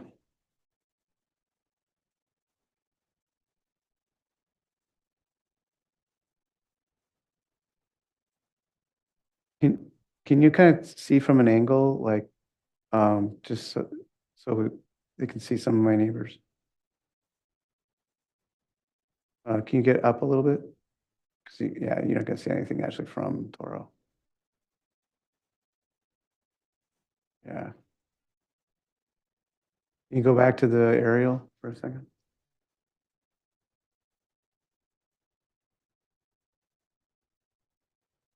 You just kind of rotate it a little bit just so you can kind of see.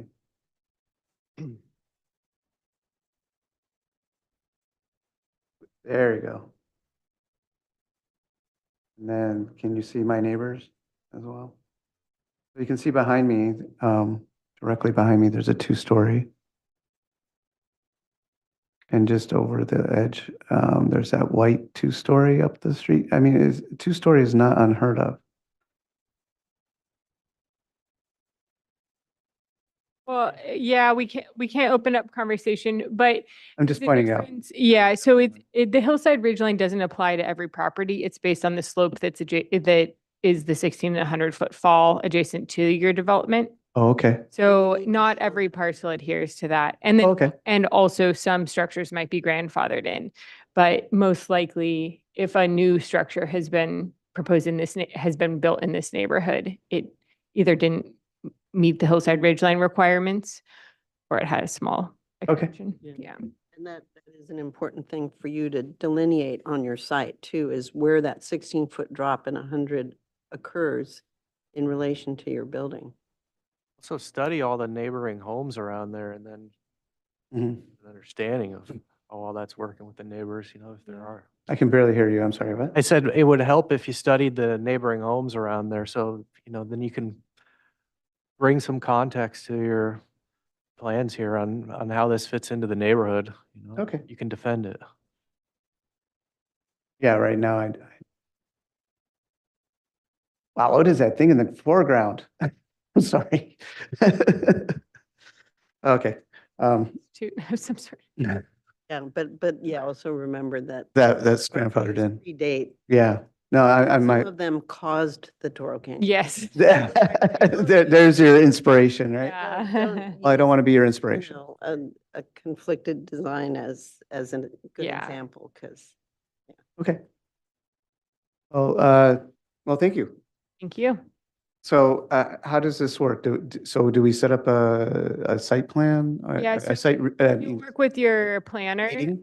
that will set up a site visit and, I think we'll leave it up to you whether you want to story pull it at this stage. You might, most likely will have to story pull it when you get to preliminary review with a more finalized plan. But if you want to give us some guidelines to help, Yeah. just corners and Mhm. things to give us guidelines on where to look when we're out there. Okay. If you think it will help us. Yeah. You could put some of the corners, to give us a sense of how high up it's getting.